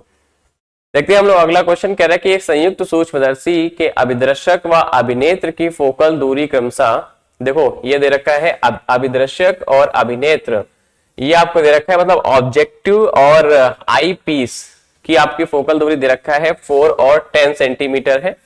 यदि 5 सेंटीमीटर दूर स्थित वस्तु का अंतिम प्रतिबिंब स्पष्ट दूरी की न्यूनतम दूरी में बनता है तो आपको निकालना है आवर्धन क्षमता। देखो बच्चे आवर्धन क्षमता होता क्या है, ये होता है बच्चे आपका m0 इंटू me, मतलब जो भी आपका अभिदर्शक है उसकी आवर्धन क्षमता इंटू जो आपका बच्चे क्या है यहाँ पे अभिनेत्र है उसकी क्या होनी चाहिए आपका आवर्धन क्षमता, ये कुछ होना चाहिए। तो यहां से हम लोग m0 कैसे लगाएंगे, देखो m0 क्या होगा, यहाँ पे m0 निकालने के लिए एक सिंपल सी बात याद रखो, m0 इज नथिंग बट ये हो जाएगा आपका f0 अपॉन f0 प्लस का u। चलिए यहाँ पे जरा हम लोग वैल्यूज को रख जाते हैं। देखो जब वैल्यू रखोगे तो क्या देगा, यहाँ पे f0 का वैल्यू आपको दे रखा है, बेसिकली ये क्या है आपकी फोकल दूरी 4 सेंटीमीटर है, और u दे रखा है बच्चे क्या है आपका u दे रखा है बच्चे दैट इज 5 सेंटीमीटर, और u आपको पता है बच्चे क्या होगा, यहाँ पे u इज नथिंग बट ये होगा आपका नेगेटिव। तो यहाँ पे जरा रख जाओ, तो FO कितना है 4 अपॉन क्या देगा यहाँ पे 4 माइनस का ये आएगा आपका 5, तो यहाँ पे ओवरऑल दे देगा आपको माइनस का 4, ये आ जाएगा। अब हम लोग क्या कर लेते हैं कि ये जो ME जो दूसरा केस दे रखा है इसके लिए हम लोग जरा निकाल लेते हैं इसकी आवर्धन क्षमता क्या होगी, मतलब ME कैसे निकालो बच्चे, ये आ जाएगा आपका D अपॉन FE प्लस क्या देगा आपको +1, ये जो ME होगा ये देगा आपको D अपॉन FE प्लस क्या आ जाएगा यहाँ पे 1, और ये दे रखा है आपको 25 अपॉन FE, यहाँ पे क्या हो जाएगा, अब हम लोग क्या निकालेंगे यहाँ पे FE, तो आपको दिया हुआ है ये है 10 + 1। अब इसको जरा सॉल्व कर जाओ तो देखो कितना देगा आपको ये 35 अपॉन क्या दे देगा आपको 10, कुछ ऐसी वैल्यू देगा। तो यहाँ पे बस आपको सॉल्व करना है m0 अपॉन इंटू ME। जब इसको आप सॉल्व करोगे तो देखते हैं हम लोग यहाँ पे वैल्यू क्या आएगी बच्चे आपका। तो आई थिंक एक बात तो क्लियर है कि आपको जो ME दे रहा है वो किसमें दे रहा है, ME इज गिवन, ये दे रखा है आपको 3.5 ये दे रखा है, और पहली बात तो निगेटिव आएगा, तो m इक्वल टू क्या हो जाएगा आपका माइनस का 4 इंटू देगा आपको 3.5, मल्टीप्लाई कर जाओ, 4 5 जा 20, 4 3 जा 12, टू क्या हो जाएगा आपका 14, तो माइनस का 14 आ जाएगा आपका राइट आंसर, जो कि है आपका ऑप्शन नंबर 4। चलिए देखिए क्वेश्चन नंबर नेक्स्ट देखते हैं हम लोग। कह रहा है कि दो पोलराइड P1 और P2 इस प्रकार रखा गया है कि इनकी एक्स अक्ष आपस में लंबवत है। मतलब दो पोलराइड की बात हो रही है बच्चे, एक पोलराइड आपका कुछ ऐसे रखा हुआ है, दूसरा पोलराइड क्या है बच्चे आपका कुछ ऐसा है। मतलब ये वाला पोलराइड क्या होगा बच्चे, कुछ ऐसे रखा हुआ है, इनकी अक्षें जो है वो क्या है बच्चे लंबवत है। तो कह रहे हैं कि P1 पर आपतित अद्रवित प्रकाश की जो तीव्रता है वो क्या है बच्चे I नॉट है। यहाँ पे कोई प्रकाश बच्चे आ रहा है जिसकी तीव्रता क्या है I नॉट, तो यहाँ पे क्या हो जाएगा बच्चे I नॉट बाई 2, कुछ ऐसा होगा। कह रहे हैं कि P1 और P2 के बीच एक अन्य पोलराइड को रखा जाता है कि वो P1 की अक्ष से 37 डिग्री का कोण बनाता है। जरा समझिएगा, यहाँ पे एक पोलराइड रखा गया और ये पोलराइड क्या कर रहा है बच्चे आपका इधर से 37 डिग्री का एंगल बना रहा है, दिस एंगल इज 37। तो चलिए हम लोग देखते हैं कि ये जो P3 है ये हो गया P1, ये हुआ आपका P2 और ये क्या है बच्चे आपका P3। देखो अगर ये 37 बना रहा है तो इसका मतलब P2 के रिस्पेक्ट में ये एंगल बच्चे क्या होगा आपका 53 होगा। तो चलिए हम लोग यहाँ पे देखते हैं, पहले तो इससे जो आपका प्रकाश निकलेगा उसका हम लोग जरा इंटेंसिटी निकाल लेते हैं। और आप जानते हो कि यहाँ पे जो cos 37 का वैल्यू होता है वो होता है बच्चे आपका 4/5, जो कि आप जानते हो from the Malus law I equals to क्या होता है I naught cos square theta. तो चलिए हम लोग यहाँ पे यूज कर लेते हैं, I नॉट आपका कितना आया है I नॉट बाई 2 इंटू क्या हो जाएगा कॉस स्क्वायर 37। इसको जरा सॉल्व कर जाओ तो ये देगा I not by 2 into cos square 37 मतलब क्या हो जाएगा 4/5, तो 16/25 आ जाएगा यहाँ पे। ये देगा आपको 16 I नॉट अपॉन ये आएगा आपका 50। इसको ऐसे लिखा रहने दो। अब एक काम करते हैं, जरा हम लोग देखते हैं इसके रिस्पेक्ट में। तो जब इसके रिस्पेक्ट में देखोगे तो ये आपका जो एंगल बनाएगा P2 के रिस्पेक्ट में वो होगा आपका 53। तो यहाँ पे हम लोग इसको मान लेते हैं I डैश। तो अब जो I होगा वो क्या देगा आपको I नॉट इंटू आ जाएगा आपका cos 53, और जब I नॉट का वैल्यू है वो कितना है बच्चे आपका 16 I नॉट इंटू ये क्या होता है बच्चे 3/5, तो ये देगा आपको 9/25 अपॉन क्या है बच्चे आपका ये 50। अब क्या करना है, इसको जरा फर्दर सॉल्व कर जाना है।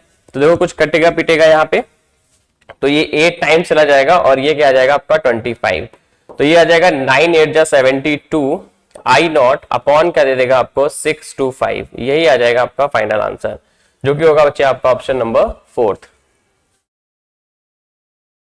देखिए क्वेश्चन नंबर 19 कह रहा है कि प्लस 15D और माइनस का 15D शक्ति के दो पतले लेंसों की सम अक्षीय एक दूसरे के संपर्क में रखे गए हैं, तो संयोजन से 20 सेंटीमीटर की दूरी पर रखी गई वस्तु के प्रतिबिंब की स्थिति होगी। तो पहले तो यहाँ पे जो बात की जा रही है जरा समझो कि यहाँ पे जो P होगा बच्चे आपका P कितना होगा 15 माइनस का 5, ये दे देगा बच्चे आपको 10 डायोप्टर, ये दे दिया। अब कह रहा है कि यहाँ पे तो देखो भाई 10 डायोप्टर ये है, तो यहाँ पे क्या हो जाएगा 1/f इक्वल्स टू क्या देगा आपको 10 डायोप्टर, तो f इक्वल्स टू क्या देगा 1/10, और इसे ही बच्चे आप क्या लिख सकते हो 10 सेंटीमीटर, जो कि ये मीटर में होता है डायोप्टर के केस में। अब ऑब्जेक्ट दे रखा है आपको कि 20 सेंटीमीटर पे दूर पे, चूंकि फोकल लेंथ आई है आपकी कितनी f10 मतलब पॉजिटिव, तो इसका मतलब है कॉन्वेक्स लेंस होगा। तो 20 सेंटीमीटर है, तो u दे रखा है, u दोनों के केस में ही हम नेगेटिव कंसीडर करते हैं। तो प्रतिबिंब की हमसे दूरी पूछा है, तो क्या लगा दो यहाँ पे lens formula 1/f equals to क्या होगा 1/v माइनस का 1/u। तो f दे रखा है बच्चे ये है आपका 1/10, 1/v हमसे पूछा है, और u क्या हो जाएगा यहाँ पे 1/u दे रखा है आपको माइनस का 20, तो ये हो जाएगा प्लस का 20। तो यहां से निकालो भाई 1/v इक्वल्स टू क्या देगा 1/10 माइनस का आ जाएगा यहाँ पे 1/20। अब जरा इसको सॉल्व कर जाओ, तो 1/v इक्वल्स टू क्या देगा आपको 2 माइनस 1/10, कुछ ऐसे 20 आ जाएगा यहाँ पे। तो जो v का वैल्यू आएगा ये कितना होगा बच्चे आपको 20 सेंटीमीटर देगा, ये होगा आपका v का वैल्यू। तो v जो आएगा वो पॉजिटिव आएगा, और पॉजिटिव का मतलब क्या होगा आपका थर्ड ऑप्शन करेक्ट हो जाएगा। देखिए बच्चे क्वेश्चन नंबर 20 कह रहा है कि चित्र अनुसार एक लंबे चालक तार जिसमें समकोण पर मोड़ा गया है, तो धारा I बह रही है, कोण x और y पर अर्धक रेखा पर O से r दूरी पर स्थित बिंदु P पर चुंबकीय क्षेत्र होगा। तो देखो बेटे चुंबकीय क्षेत्र का जो आपका फॉर्मूला होता है ये होता है mu naught I upon 4πd, और यहाँ पे हम लोग यूज करते हैं साइन थीटा 1 प्लस क्या होगा आपका साइन थीटा 2। तो देखो थीटा 1 हो जाएगा बच्चे आपका 90 डिग्री और थीटा 2 क्या होगा यहाँ पे 40। दोनों की जो करंट है बच्चे वो आपको सेम दे रखी है कि करंट दोनों में ही क्या है I और I दे रखा है। तो देखो यहाँ पे क्या हो जाएगा, अब जो दोनों की वजह से जो आपका फील्ड होगा बच्चे वो क्या होगा, जस्ट डाउनवर्ड होगा। तो इसका मतलब है यहाँ पे जो आपका मैग्नेटिक फील्ड आएगा वो कितना हो जाएगा, यहाँ पे 2 म्यू नॉट आई अपॉन 4 पाई। अब देखिए यहाँ पे डी का वैल्यू अगर आप ऑप्शन में देखो तो आर के टर्म में लिखा हुआ है, तो डी का वैल्यू कैसे कैलकुलेट करोगे, तो ये हो जाएगा बच्चे आपका डी, इसे कंसीडर कर लेते हैं, ये डी है। तो यहाँ पे जरा लगाओ साइन 45 आपको क्या देगा, दैट इज नथिंग बट ये आ जाएगा डी बाई आर। तो यहां से जरा निकालो भाई कि डी का वैल्यू क्या देगा, ये आ जाएगा बच्चे आपका 1/√2। तो डी का वैल्यू आ जाएगा r/√2, ये कुछ वैल्यू आ जाएगी। तो यहाँ पे जरा रख जाओ, तो r√2 चला गया बच्चे आपका ऊपर, साइन थीटा 1 मतलब साइन 90, थीटा 2 कितना हो गया बच्चे आपका 45, ये दे देगा आपको 45 डिग्री। तो यहाँ पे जरा सॉल्व करो तो देखो क्या हो जाएगा, 2 से आपका कट हो जाएगा, तो ये देगा √2 म्यू नॉट आई अपॉन क्या देगा यहाँ पे 2 पाई आर, और इधर क्या देगा 1 + 1/√2। देखो इसको आप सॉल्व कर सकते हो यहाँ पे, तो √2 आपका कट हो जाएगा, म्यू नॉट आई अपॉन क्या देगा आपको 2 पाई आर, और इसको जब फर्दर सॉल्व करोगे तो यहाँ पे क्या दे देगा आपको √2 प्लस क्या देगा आपको 1। अब अगर आप देखो तो यही तो लिखा हुआ है, इसी को आप सिंप्लीफाई कर लो, 2 से 2 चला जाएगा फोर्थ ऑप्शन में, तो यही आपका फर्दर मॉडिफाई करके लिखा हुआ है। तो चौथा ही ऑप्शन बच्चे क्या होगा, इसका करेक्ट हो जाएगा। तो जो इसका करेक्ट ऑप्शन होगा वो होगा बच्चे आपका फोर्थ। कह रहे कि दो बल्ब 200 वॉट और 300 वॉट पर संचालित करने पर समान ऊर्जा व्यय करते हैं, तब इन बल्बों को श्रेणी क्रम में 500 वोल्ट के डीसी स्रोत से जोड़ा जाए, तो कह रहा है कि इनके विभवांतरों का अनुपात क्या होगा, और कुछ ऑप्शंस दे रखे हैं, तो बताना है आपको कौन सा ऑप्शन बच्चे इसमें करेक्ट होगा। देखो अगर आप ध्यान से देखो तो यहाँ पे ऊर्जा की बात हो रही है, तो पहले तो हम लोग जरा पावर का निकाल लेते हैं बच्चे। पावर के केस में क्या होगा, क्योंकि दोनों के जो रिस्पेक्टेड पावर है वो क्या है बच्चे, सेम है, तो हम लोग क्या निकाल, हाँ श्रेणी क्रम में जोड़ा जाए तो विभवांतरों और शक्ति व्यय, अच्छा शक्ति व्यय आपसे पूछा हुआ है, तो पहले तो निकाल लो बच्चे इनका जो, क्योंकि समान ऊर्जा व्यय कर रहे हैं तो इसका मतलब क्या होगा बच्चे, यहाँ पे v²/r हो जाएगा, तो ये हो जाएगा 200 का स्क्वायर बाई, ये मान लेते हैं R1 इक्वल टू क्या होगा यहाँ पे 300 का स्क्वायर बाई हो जाएगा यहाँ पे R2। तो ये आपका 100 से 100 चला गया, तो क्या बचेगा यहाँ पे, ये बचेगा 4, और इधर ले आओ इसको, ये बचेगा आपका 9, और इधर क्या आ जाएगा बच्चे आपका R1/R2, ये दे देगा बच्चे आपको रेशियो। मतलब जो रेजिस्टेंस का रेशियो होगा वो क्या आएगा आपका 4/9। इसका मतलब क्या होगा, आपका सेकेंड ऑप्शन बच्चे करेक्ट होगा। एंड अगर हम लोग बात करें कि अब इन बल्बों को श्रेणी क्रम में जोड़ा जाए तो 500 वोल्ट के डीसी स्रोत से अगर हम जोड़ दें तो इनके जो शक्ति व्यय का जो अनुपात होगा बच्चे वो क्या होगा, ये हमको कैलकुलेट करना है। तो अगर हम लोग यहाँ पे निकालेंगे बच्चे शक्ति व्यय, तो देखते हैं शक्ति व्यय क्या आएगा यहाँ पे। तो सिंपल सी बात है, P इक्वल्स टू क्या होता है बच्चे आपका, P इज नथिंग बट ये होता है आपका I²R।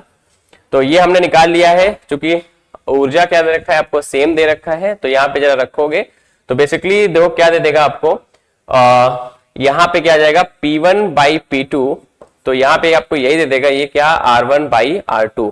R1/R2 आपने ऑलरेडी निकाला हुआ है, ये क्या होगा आपका 4/9, तो 4/9 बच्चे ये भी आ जाएगा, मतलब इसके जो शक्ति का अनुपात होगा बच्चे वो क्या देगा आपको 4/9, जो कि हो जाएगा आपका करेक्ट ऑप्शन। इसका मतलब बी और सही है, तो चौथा ऑप्शन आपका करेक्ट होगा। आते हैं हम लोग 22 क्वेश्चन पे। कथन कह रहे हैं कि दो समानांतर तार जिनमें धारा समान दिशा में प्रवाहित होती है, चुंबकीय बल के कारण वो एक दूसरे को क्या करते हैं बच्चे, आकर्षित करते हैं। दो समांतर तार कुछ ऐसे हैं, एक इस पे करंट फ्लो हो रही है, दूसरी इसमें करंट फ्लो हो रही है। तो आप जानते हो कि हम लोग इसमें F/L इक्वल टू क्या होता है, mu naught I1 I2 upon क्या होता है बच्चे यहाँ पे आपका 2 पाई डी, ये आता है कुछ। तो ये फोर्स बच्चे क्या करते हैं, अप्लाई करते हैं, तो बिल्कुल सही बात है, कथन बच्चे आपका सही है।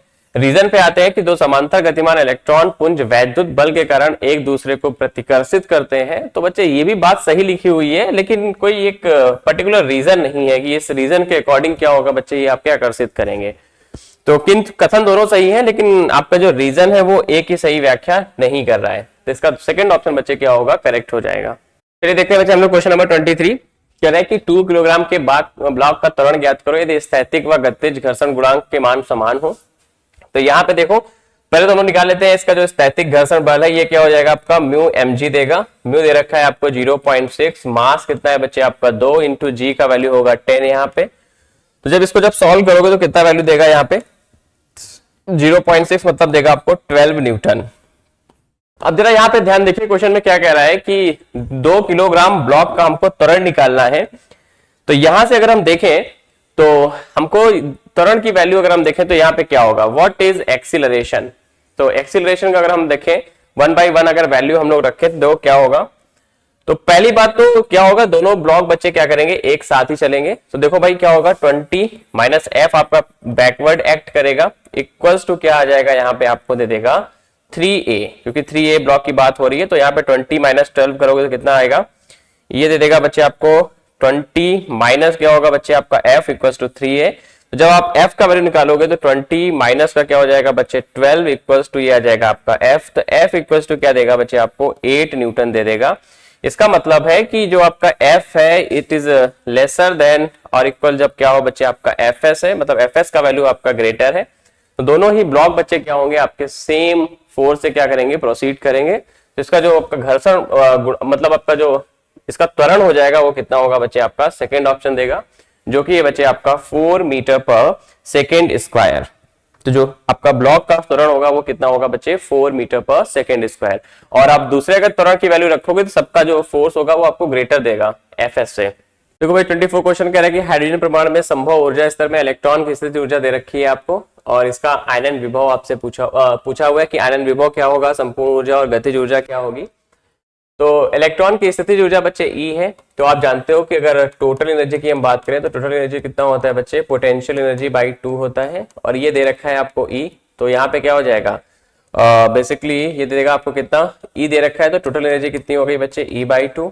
आपको पता है कि अगर ये E/2 है तो इसके जो अपोजिट क्या होगा बच्चे आपका आयनन विभव, मतलब आयनन जो आपकी आयनन ऊर्जा हो जाएगी वो क्या होगी, माइनस का A/2। गतिज ऊर्जा भी क्या होगी बच्चे आपकी माइनस A/2। इसका मतलब तीनों ही ऑप्शन क्या होंगे बच्चे आपके करेक्ट होंगे। तो गतिज ऊर्जा को जरा ध्यान से देखिएगा, क्योंकि आप जानते हो कि जो काइनेटिक एनर्जी होती है दैट इज नथिंग बट ये क्या होता है आपका पोटेंशियल एनर्जी माइनस का पोटेंशियल एनर्जी बाई 2। ये होता है जो पोटेंशियल एनर्जी भी दे रखा है, ये क्या है बच्चे आपका E है। तो यहाँ पे जो करेक्ट ऑप्शन हो जाएगा वो आएगा आपका फोर्थ। फिर देखते हैं बच्चे क्वेश्चन नंबर 25 कह रहा है कि पृथ्वी की सतह से लंबवत दिशा में पलायन वेग के 50% वेग से प्रक्षेपित एक वस्तु द्वारा प्राप्त की गई अधिकतम ऊंचाई होगी। तो यहाँ पे अधिकतम ऊंचाई की बात की गई है।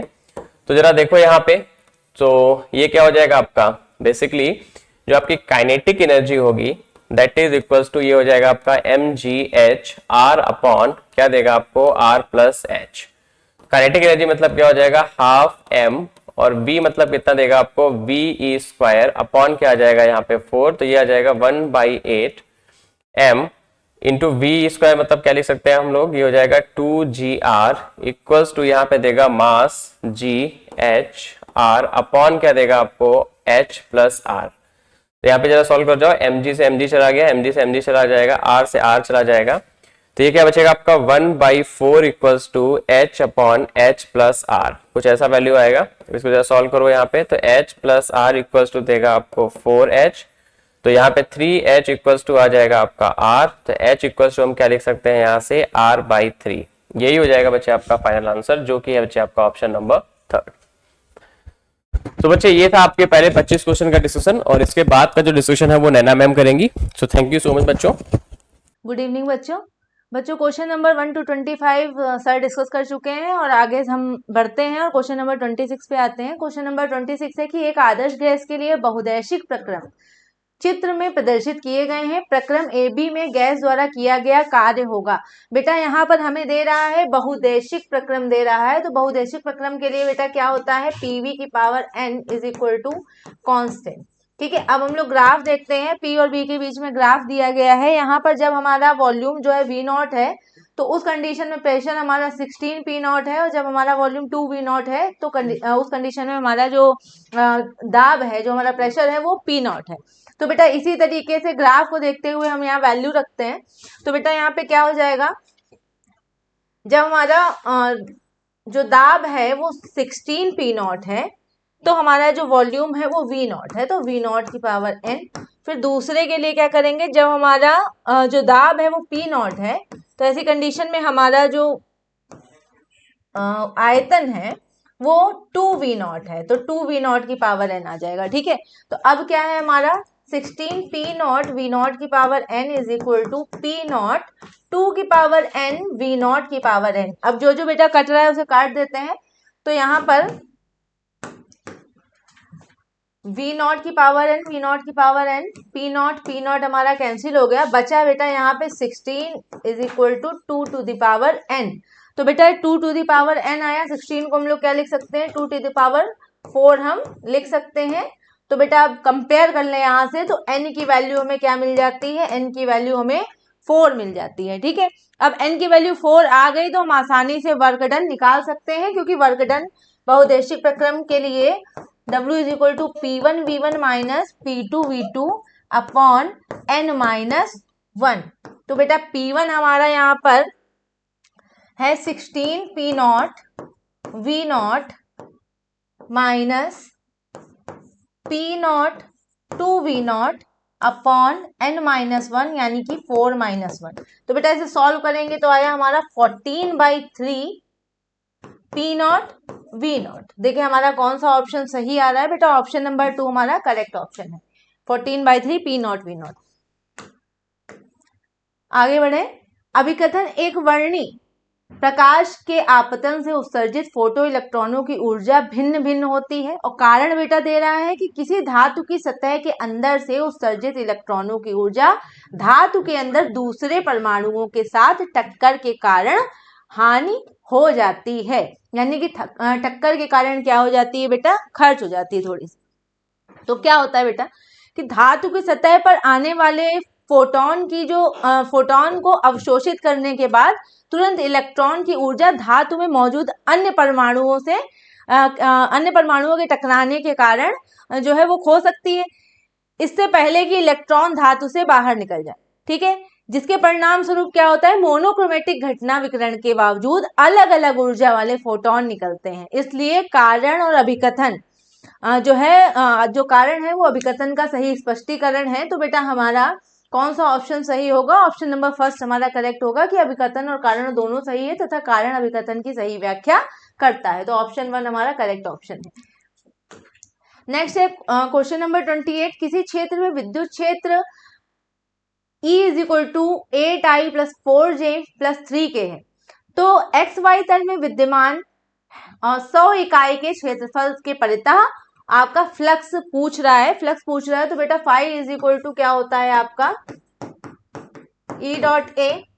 तो यहाँ पे बेटा E दिया हुआ है, हमें विद्युत क्षेत्र दिया हुआ है 8I plus 4J plus 3K, और वो बोल रहा है कि जो हमारा XY तल में विद्यमान 100 इकाई के क्षेत्रफल, तो XY तल में विद्यमान के लिए हमारा क्या हो जाएगा यहाँ पे 100K। तो बेटा यहाँ पर क्या डॉट प्रोडक्ट होगा, अगर यहाँ पे तो K का K से ही मल्टीप्लाई होगा, बाकी हमारा सब 0 हो जाएगा। तो हो जाएगा हमारा 3 × 100 इज इक्वल टू 300 यूनिट या 300 इकाई, 300 इकाई हमारा आंसर आएगा। तो बेटा हमारा कौन सा ऑप्शन सही है, ऑप्शन नंबर 3 हमारा करेक्ट ऑप्शन है, 300।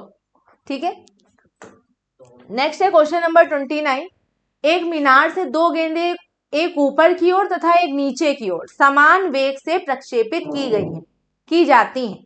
पहली गेंद 3 सेकंड तथा दूसरी गेंद 2 सेकंड पश्चात क्षैतिज तल से टकराती है, मीनार की ऊंचाई होगी। तो बेटा हमसे मीनार की ऊंचाई पूछ रहा है। डायरेक्ट फॉर्मूला है ऐसी कंडीशन में हाफ T1 T2 और आपका यहाँ पर G। तो बेटा हाफ T1 आपको दिया है 2, T2 दिया है आपको 3 और आपको G की वैल्यू है 10। तो यहाँ पे सॉल्व करते हैं, 6 × 5 हुआ यहाँ पर 30 सेकेंड हमारा आंसर है। तो ऑप्शन नंबर जो 3 है 30 मीटर हमारा आंसर है, हम H निकाल रहे हैं, तो ऑप्शन जो है हमारा 3 करेक्ट है, 30 मीटर। नेक्स्ट है बेटा यहाँ पे 3 बर्तन जिनके आधार के क्षेत्रफल समान है, इनमें समान आयतन का जल भरा है, निम्न में से किस बर्तन के आधार पर बल अधिकतम होगा। तो बोल रहा है किस बर्तन के आधार पर जो है बल अधिकतम होगा। तो बेटा देखिए हमारा यहाँ पे क्या होता है, F इज इक्वल टू होता है आपका P × A। ठीक है, और जो आपका P होता है वो होता है एच रो जी, ठीक है। तो बेटा P is equal to H rho G होता है, F is equal to P into A होता है। तो यहाँ पर हम देख रहे हैं कि जो हमारा P है या जो हमारा F है वो डायरेक्टली प्रोपोर्शनल है H के। अगर हम यहाँ से F निकालें तो P की वैल्यू इसमें पुट कर दो, P की वैल्यू हो जाएगी एच रो जी इंटू ए। यानी कि यहाँ से हम देख रहे हैं कि F is directly proportional to H। तो यानी कि जिसमें जो भी द्रव हमारा है, पानी है या जो भी हमारा तरल भरा हुआ है, तो जिसकी हाइट ज्यादा होगी उसके आधार पर बल अधिकतम होगा। तो अगर हम फिगर सी देखें तो यहाँ पर इसकी हाइट जो है वो अधिक है, इसलिए बर्तन सी में अधिकतम होगा, ठीक है। तो ऑप्शन 2 हमारा करेक्ट है। नेक्स्ट क्वेश्चन है हमारा 31। एक समान अनुप्रस्थ काट ए वाली छड़ के दोनों सिरों पर एक समान खिंचाव बल F लगाए जाते हैं। एक पृष्ठ जो छड़ के अक्ष से 30 डिग्री का कोण बनाती है, इस पृष्ठ पर अपरूपण प्रतिबल होगा। तो बेटा अपरूपण प्रतिबल पूछ रहा है और किस तरह का यहाँ पर दे रहा है हमें कंडीशन कि हमारे पास यहाँ पे कोई छड़ है, दोनों तरफ जो है बराबर बल लगाए जाते हैं और एक पृष्ठ से वो 30 डिग्री का कोण जो है वो बनाती है, ठीक है। अगर इस तरह से इसको बनाएं, अलग से पृष्ठ से 30 डिग्री का कोण बनाती है और बल जो है इस तरफ लग रहा है, ठीक है। अगर हम लोग कंपोनेंटली इसको तोड़ें तो ये हमारा F है, तो ये हो जाएगा हमारा F cos theta, F sin theta और ये बेटा हो जाएगा हमारा F cos थीटा, ठीक है। और ये एंगल हमारा अगर 30 डिग्री है तो ये एंगल हमारा क्या हो जाएगा 60 डिग्री है, ठीक है। अपरूपण विकृति अब आसानी से निकाल सकते हैं। अपरूपण विकृति क्या हो जाएगी हमारी F cos 30 degree upon A upon cos 60 degree. तो बेटा तो यहां पर जो है A अपॉन cos 60 डिग्री, तो F cos 30 degree into cos 60 degree upon A। तो cos 30 डिग्री की वैल्यू बेटा होती है 1/2 √3/2 और cos 60 डिग्री की वैल्यू होती है 1/2। तो हमारा आंसर जो है वो बेटा क्या आया यहाँ पे F √3/4A। तो हमारा कौन सा ऑप्शन बेटा सही होगा? बेटा ऑप्शन नंबर फर्स्ट हमारा करेक्ट है, √3F/4A। नेक्स्ट क्वेश्चन बेटा हमारा यहाँ पे कि एक समान गोलीय कोश इस प्रकार सिकुड़ता है कि इसकी आकृति नहीं बदलती है, अर्थात गोल ही रहती है, केंद्र पर गुरुत्वीय विभव का मान है। तो बेटा जो गुरुत्वीय विभव होता है -Gm/r। अगर r बेटा v is directly proportional to 1/r, अगर r हमारा बढ़ेगा तो v घटेगा और v बढ़ेगा तो r घटेगा। लेकिन यहाँ पर क्या है हमारा जो है साइन क्या है हमारा माइनस है, इसलिए अगर क्या होगा आपका गोली कोश सिकुड़ेगा, यानी कि अगर उसकी रेडियस जो है कम होगी तो ऐसी कंडीशन में अगर यहाँ चिन्ह हमारा प्लस है तो ये बढ़ना चाहिए, लेकिन हमारा यहाँ पर कौन सा साइन है माइनस साइन है, यानी कि उसके अनुसार हमारा v क्या होना चाहिए गुरुत्वीय विभव घटना चाहिए, यानी घट जाएगा। तो हमारा ऑप्शन नंबर 2 करेक्ट ऑप्शन है, गुरुत्वीय विभव घट जाएगा। आगे नेक्स्ट क्वेश्चन है बेटा हमारा यहाँ पे 33। एक f फोकस दूरी के पतले समतल उत्तल लेंस को दो भागों में विभक्त किया जाता है एवं एक भाग को वास्तविक अक्ष को चित्रानुसार विस्थापित किया जाता है। यदि वस्तु एवं प्रतिबिंब के मध्य दूरी 1.8 मीटर हो एवं एक भाग द्वारा आवर्धन जो है वो 2 हो, तो लेंस के दोनों भागों के मध्य की दूरी d मानने पर निम्न में क्या सत्य है? तो बेटा निम्न में क्या सत्य है, ऑप्शन की ओर देखें तो हमसे यहाँ पर d की वैल्यू और f की वैल्यू हमसे पूछ रहा है, यानी कि हमसे फोकस दूरी और d पूछ रहा है। तो बेटा हमें कंडीशन क्या है हमारे यहाँ पे वस्तु और प्रतिबिंब के मध्य, यानी कि वस्तु और प्रतिबिंब जो है हमारा उसके मध्य की दूरी 1.8 है, यानी कि v + u आपको क्या दे रहा है 1.8 8 दे रहा है और v अपॉन u आवर्धन आपको क्या दे रहा है 2 दे रहा है। तो आवर्धन 2 दे रहा है तो v इज इक्वल टू हो जाएगा 2u। तो ये इक्वेशन नंबर 1 रही। इक्वेशन नंबर 2, इक्वेशन नंबर 2 की जो वैल्यू है वो इक्वेशन नंबर 1 में अगर पुट करें तो आ जाएगा हमारे यहाँ पे 2u plus u is equal to 1.8। तो यहाँ पर आया 3u is equal to 1.8। Then हमारे u की वैल्यू हमें मिल जाएगी। तो u की वैल्यू आ गई हमारी 0.6 मीटर। ठीक है, अब u की वैल्यू आ गई तो v की वैल्यू हम आसानी से निकाल सकते हैं। u की वैल्यू है 0.6 तो v की वैल्यू अगर हम इसमें u की वैल्यू रखें तो आ जाएगी हमारी 1.2 मीटर। ठीक है, u की वैल्यू आ गई, v की वैल्यू आ गई। अब हम आसानी से यहाँ पे d निकाल लेंगे तो d इज इक्वल टू हमारा क्या हो जाएगा 1.2 माइनस 0.6 यानी कि आया 0.6 मीटर। तो d की वैल्यू तो आ गई हमारी 0.6 मीटर। अब हमें निकालना है फोकस दूरी यानी कि f। तो 1/f इज इक्वल टू हमारा 1/u प्लस 1/v। तो 1/u हमारा हो जाएगा यहाँ पे 1/u प्लस 1/v 1/1.2 और 0.6। तो बेटा एलसीएम लेंगे तो यहाँ पे आया 1.2 1 प्लस 2 यानी कि 3/1.2। अगर इसे सॉल्व करेंगे तो f की वैल्यू बेटा आई हमारी 0.4 मीटर। तो 0.4 मीटर हम देखें हमारा d की वैल्यू जो आई है, जो d की वैल्यू है बेटा हमारी आई है यहाँ पर 0.6 मीटर और जो f की वैल्यू आई है वो आई है हमारी 0.4 मीटर। तो हमारा कौन सा ऑप्शन जो है सही है, f की वैल्यू 0.4 और d की है, तो हमारा ऑप्शन नंबर 3 हमारा करेक्ट ऑप्शन है। ठीक है, चलिए आगे बढ़ते हैं। यंग के प्रयोग में फ्रिंज की चौड़ाई बीटा है, यदि स्रोत की आवृत्ति दुगनी कर दी जाए तो नई फ्रिंज की चौड़ाई होगी।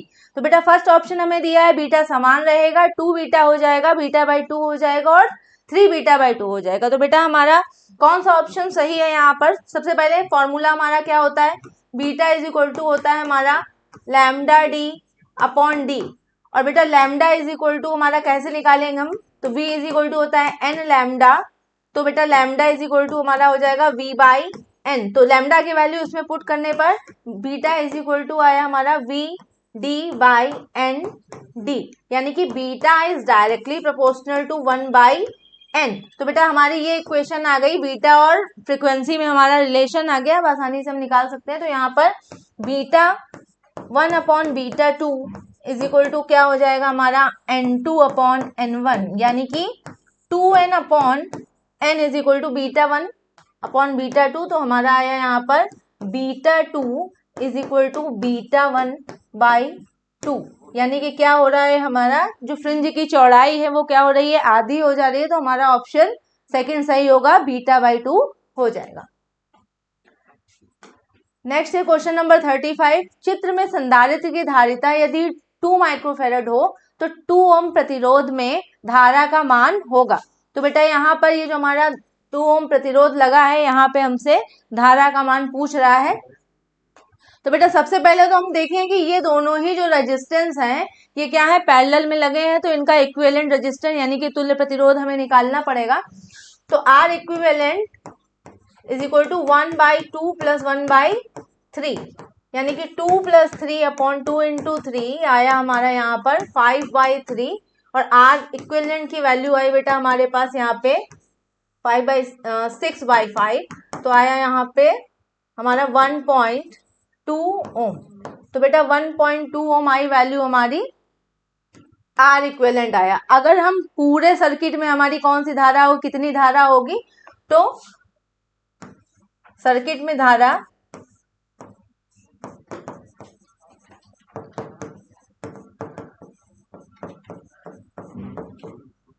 जो भी हमारा वोल्टेज है अपॉन जितना हमारा टोटल प्रतिरोध है, जितना हमारा टोटल रेजिस्टेंस है। तो हमारा यहाँ पे आया 1.2 प्लस यहाँ पे हमारा रेजिस्टेंस दिया है 2.8 तो 6/4 यानी कि आया 3/2 1.5 एम्पियर हमारी जो टोटल करंट है हमारी सर्किट में। ठीक है, अब हमें निकालना है कि 2 ओम सर्किट 2 ओम रेजिस्टेंस में हमारी कितनी धारा जा रही है। तो 2 ओम प्रतिरोध में धारा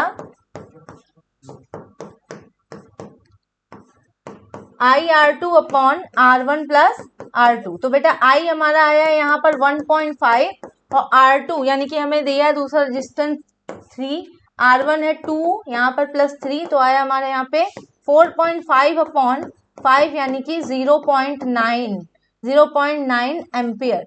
तो हमारा आंसर आया 0.9 एम्पियर। ऑप्शन 2 हमारा करेक्ट ऑप्शन है। नेक्स्ट बेटा क्वेश्चन नंबर 36 कि एक आदर्श गैस PVQ या PV की पावर 3 बराबर नियतांक नियम का पालन करती है। प्रारंभ में यदि गैस के आयतन V पर यदि ताप T हो तो 4V पर गैस का ताप होगा। तो जब बेटा हमारा वॉल्यूम क्या हो जा रहा है, 4V हो जा रहा है, तो उस कंडीशन में हमारा टेम्परेचर पूछ रहा है। तो बेटा यहाँ पर हमें दिया हुआ है PV की power 3 is equal to constant. ठीक है, तो P की जगह हम लोग लिख सकते हैं nRT upon V cube is equal to आपका कांस्टेंट। तो ये हो गया हमारा यहाँ पे TV square is equal to constant.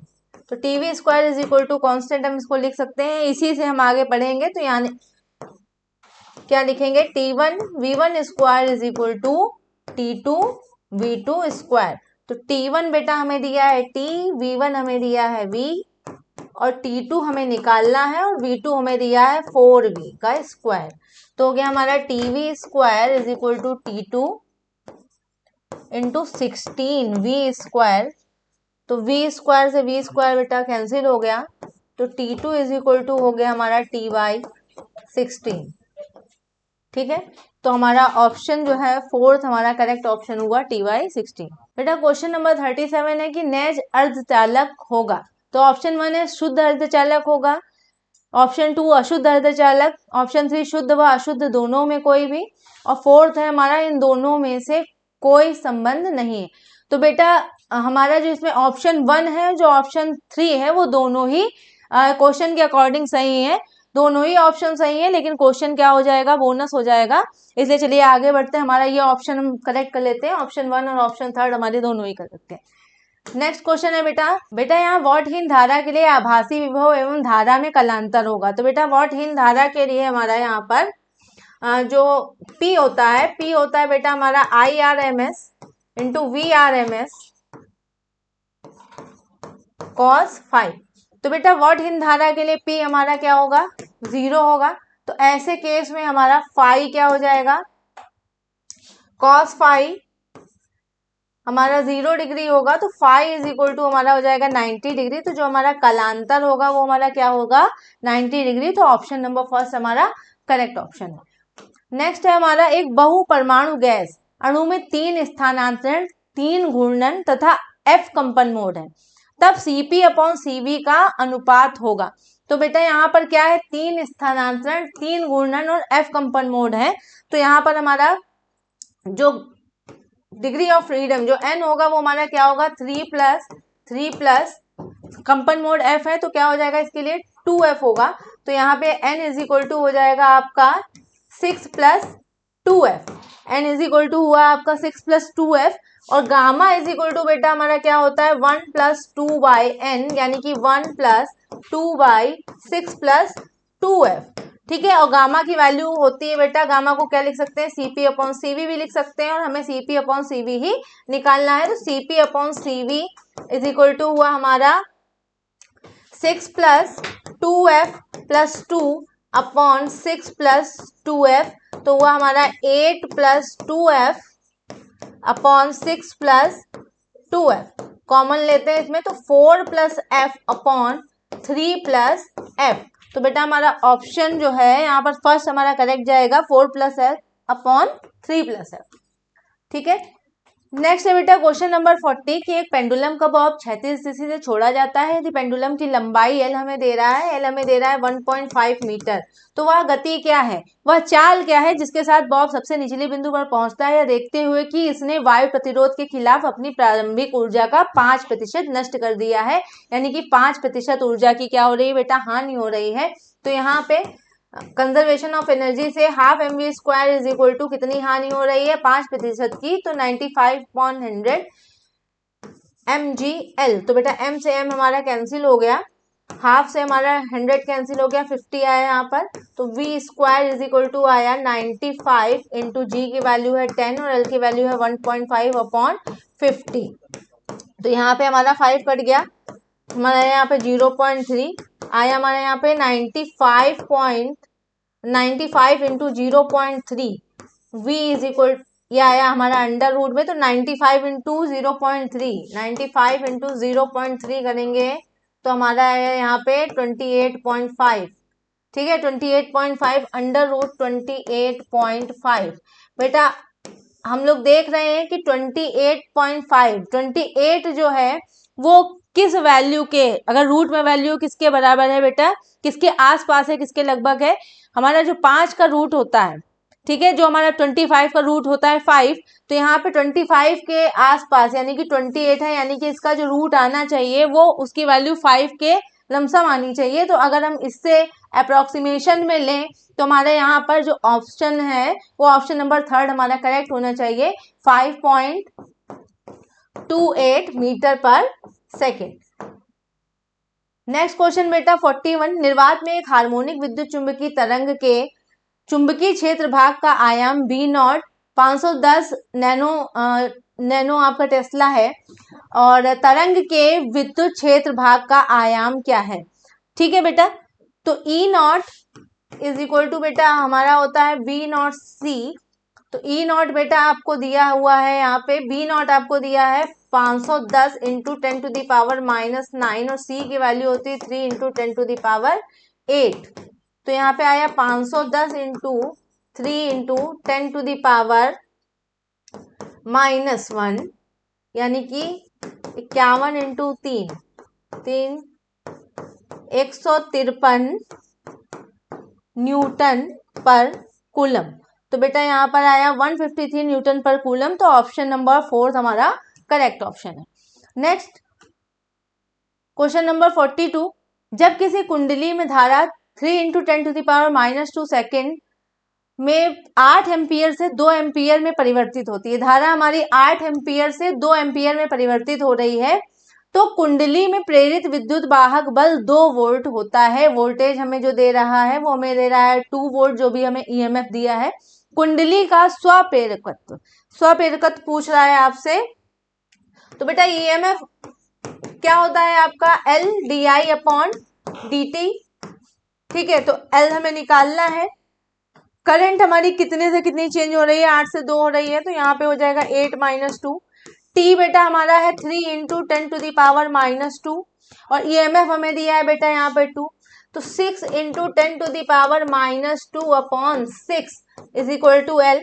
तो यहाँ पे आया हमारा 10 to the power -2 is equal to L. तो बेटा अगर हमें मिली में निकालना है तो हमारा यहाँ पे क्या हो जाएगा 10 millihenry is equal to L. तो ऑप्शन नंबर 4 हमारा जो है करेक्ट ऑप्शन होगा 10। ठीक है, नेक्स्ट है हमारा 43 नंबर क्वेश्चन, एक धातु के टुकड़े में उत्पन्न यांत्रिक तरंगे अनुप्रस्थ या अनुदैर्ध्य हो सकती हैं और कारण है उत्पन्न तरंगे धातु में उत्पन्न करने की विधि पर निर्भर करती है। तो बेटा कारण तुम्हारा बिल्कुल सही है, लेकिन यहाँ पर चूंकि यांत्रिक तरंगे दे दिया है तो यहाँ पर जो हमारा प्रकथन है वो बिल्कुल गलत है। तो हमारा कौन सा ऑप्शन जाएगा, प्रकथन हमारा गलत है और कारण सही है, तो ऑप्शन नंबर 4 हमारा करेक्ट ऑप्शन होगा। नेक्स्ट क्वेश्चन बेटा क्वेश्चन नंबर 44, 2 किग्रा द्रव्यमान की वस्तु विरामावस्था में एक मेज पर रखी है जिस पर 7 न्यूटन का बल लगाने पर वो चलना आरंभ करती है। यदि गतिक घर्षण गुणांक 0.1 हो तब 10 सेकंड में घर्षण बल के विरुद्ध किया गया कार्य बताइए। घर्षण बल के विरुद्ध बेटा कार्य पूछ रहा है, यानी कि हमारा जो बल यहाँ पे दिया है वो 7 दिया है, 7 माइनस म्यू एम जी या F minus mu M G is equal to M A. ठीक है, तो F की वैल्यू हमें 7 दी है, म्यू हमको दिया है बेटा यहाँ पे 0.1 और द्रव्यमान हमको दिया है 2 kg और बेटा G की वैल्यू लेते हैं 10 और M 2 kg, A हम निकाल लेते हैं इससे, तो 7 माइनस 2 इज इक्वल टू आपका आया 2A, यानी कि 5/2 इज इक्वल टू A।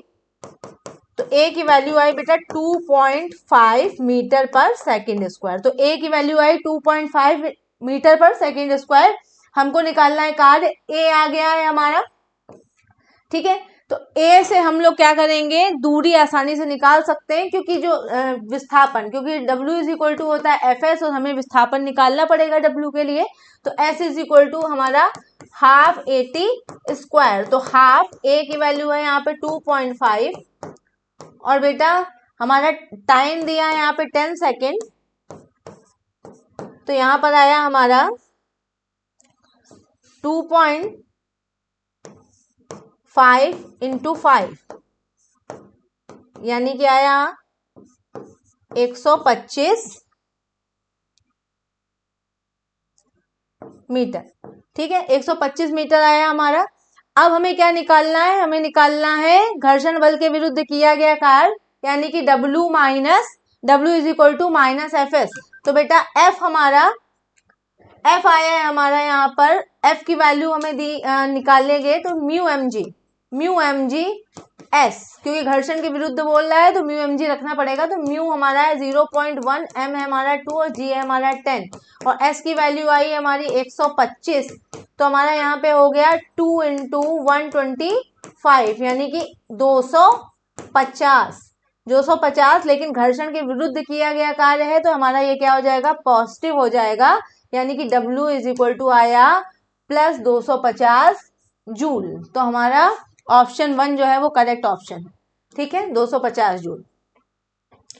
फिर हमारा क्वेश्चन नंबर 46 है कि M द्रव्यमान की एक गेंद V गति से चलते हुए विरामावस्था पर रखी एक समान गेंद से तिरछी टकराती है। यदि संघट्य प्रत्यास्थ है तो इसके बाद, बेटा तिरछी टकरा रही है तो ऐसे केस में क्या है, हमने पढ़ रखा है पहला जो ऑप्शन है हमारा, चलती हुई गेंद रुक जाएगी और रुकी हुई गेंद V गति से उसी सरल रेखा में चलेगी। दूसरा है दोनों गेंदों की गति V/2 होगी और एक दूसरे से 90 डिग्री पर जाएंगी। तीसरा है दोनों गेंदों की गति V/√2 होगी और एक दूसरे से 90 डिग्री पे जाएंगी। और चौथा है इनमें से कोई नहीं। तो बेटा जैसा कि हमने पढ़ रखा है कि अगर हमारा संघट्य प्रत्यास्थ होता है और ये कंडीशन जो है वो तिरछी टकरा रही है तो ऐसी कंडीशन में दोनों गेंदें क्या होंगी बेटा, दोनों गेंदों की गति V/√2 होगी और एक दूसरे से 90 डिग्री के एंगल पे जाएंगी। तो ऑप्शन नंबर 3 हमारा करेक्ट ऑप्शन है।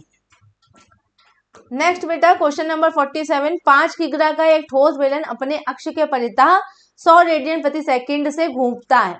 बेलन की त्रिज्या 0.5 मीटर है, बेलन की गतिज ऊर्जा क्या होगी। तो बेटा बेलन की गतिज ऊर्जा पूछ रहा है तो K is equal to half I omega square होता है। तो I यहाँ पर हमें क्या दे रहा है, बेलन दे रहा है, तो half mr square into omega square. अब वैल्यूज पुट कर देते हैं तो 1/4, m की वैल्यू है बेटा यहाँ पे 5, r स्क्वायर, r की वैल्यू है हमारी यहाँ पे 0.5 का स्क्वायर और ओमेगा की वैल्यू है बेटा हमारे यहाँ पर 100 का स्क्वायर।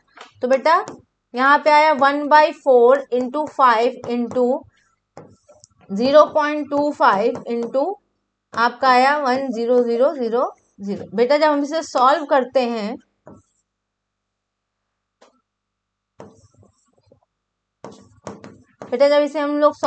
हैं तो हमें आंसर मिलता है 3125 जूल। तो बेटा 3125 जूल आ रहा है हमारी काइनेटिक एनर्जी गतिज ऊर्जा। तो हमारा कौन सा ऑप्शन करेक्ट है बेटा, ऑप्शन नंबर 2 हमारा करेक्ट ऑप्शन है, 3125 जूल। नेक्स्ट हमारा क्वेश्चन नंबर 48, एक वस्तु पृथ्वी से इस प्रकार से प्रक्षिप्त करते हैं कि यह पृथ्वी की त्रिज्या के बराबर ऊंचाई प्राप्त कर लेती है, तब वस्तु का प्रक्षेपण गतिज ऊर्जा है।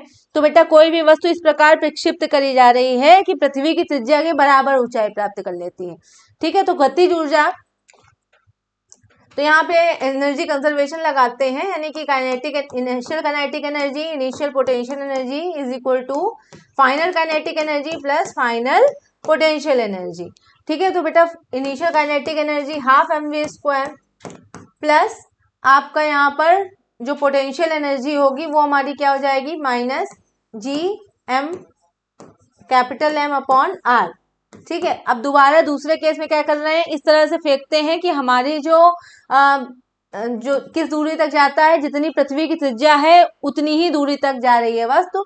तो kf तो हमारी यहाँ पर 0 हो जाएगी क्योंकि वहां तक पहुंच गई, और ये हमारा हो जाएगा minus g small m capital M upon त्रिज्या हो गई हमारी 2r। तो बेटा half mv² is equal to हो गया हमारा minus g small m capital M upon r plus g small m capital M upon 2r। तो सॉल्व किया तो आया g small m capital M upon 2r। Half mv² यानी कि k, हमसे गतिज ऊर्जा ही पूछी गई है कि प्रक्षेपण की गतिज ऊर्जा क्या होगी। तो बेटा गतिज ऊर्जा आई हमारी G M M upon 2r। तो हमारा ऑप्शन नंबर फर्स्ट हमारा करेक्ट ऑप्शन है। ठीक है, नेक्स्ट क्वेश्चन बेटा, क्वेश्चन नंबर 49 कि प्रकथन वर्नियर कैलिपर्स में यदि धनात्मक शून्यांक त्रुटि हो तब मापन करने में इसका पाठ्यांक वास्तविक पाठ्यांक से अधिक होगा।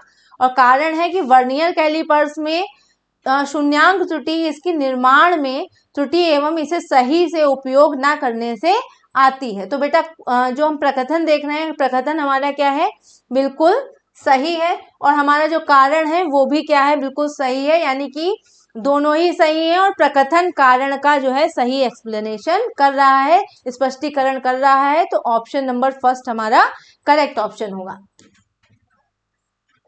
बेटा क्वेश्चन नंबर 49 है कि प्रकथन वर्नियर कैलिपर्स में यदि धनात्मक शून्यांक त्रुटि हो तब मापन करने में इसका पाठ्यांक वास्तविक पाठ्यांक से अधिक होगा। तो और बेटा तो ये जो है प्रकथन हमारा बिल्कुल सही है। नेक्स्ट है हमारा कारण, वर्नियर कैलिपर्स में शून्यांक त्रुटि इसकी निर्माण में त्रुटि एवं इसे सही से उपयोग ना करने से आती है। बेटा हमारा जो कारण है वो भी सही है, लेकिन जो हमारा प्रकथन है वो कारण की सही व्याख्या नहीं कर रहा है। तो ऐसे केस में हमारा जो है ऑप्शन नंबर 2 जो है बिल्कुल करेक्ट होगा। यदि प्रकथन और कारण दोनों सही है किंतु कारण प्रकथन की सही स्पष्टीकरण नहीं कर पा रहा है, तो ऑप्शन नंबर 2 हमारा करेक्ट ऑप्शन है। नेक्स्ट है हमारा क्वेश्चन नंबर बेटा यहाँ पर 50 के एक बिंदु से 37 से 60 डिग्री का कोण बनाते हुए VA चाल से एक कण को प्रक्षेपित किया जाता है। ठीक उसी समय दूसरा कण B VB चाल से लंबवत ऊपर की ओर से बिंदु से फेंका जाता है कि वह बिंदु A के परवलय पथ की उच्चतम ऊंचाई से अधिक ऊंचाई से ठीक नीचे है। यदि दोनों कण आपस में टकराते हैं तब अनुपात VA अपॉन VB क्या होगा। तो बेटा क्या कंडीशन है हमारी, कोई भी वस्तु है हम लोग उसको VA चाल से, कोई भी वस्तु क्या हमारा A पार्टिकल है, A कण है, उसको VA चाल से हम लोग फेंक रहे हैं कितने एंगल के कोण पर बेटा, 60 डिग्री के कोण पर। कोई दूसरा कण B है उसे भी हम लोग 60 डिग्री के ही कोण पर फेंक रहे हैं। अगर हम VA के कंपोनेंट करें तो ये हो जाएगा हमारा VA साइन 60 डिग्री और ये हमारा हो जाएगा VA कॉस 60 डिग्री।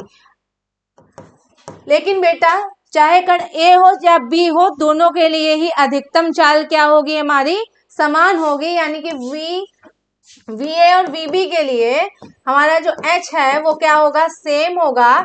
तो सेम होगा तो हमारा यानी कि HA is equal to HB, तो वैल्यू रखते हैं हमारे यहाँ पर।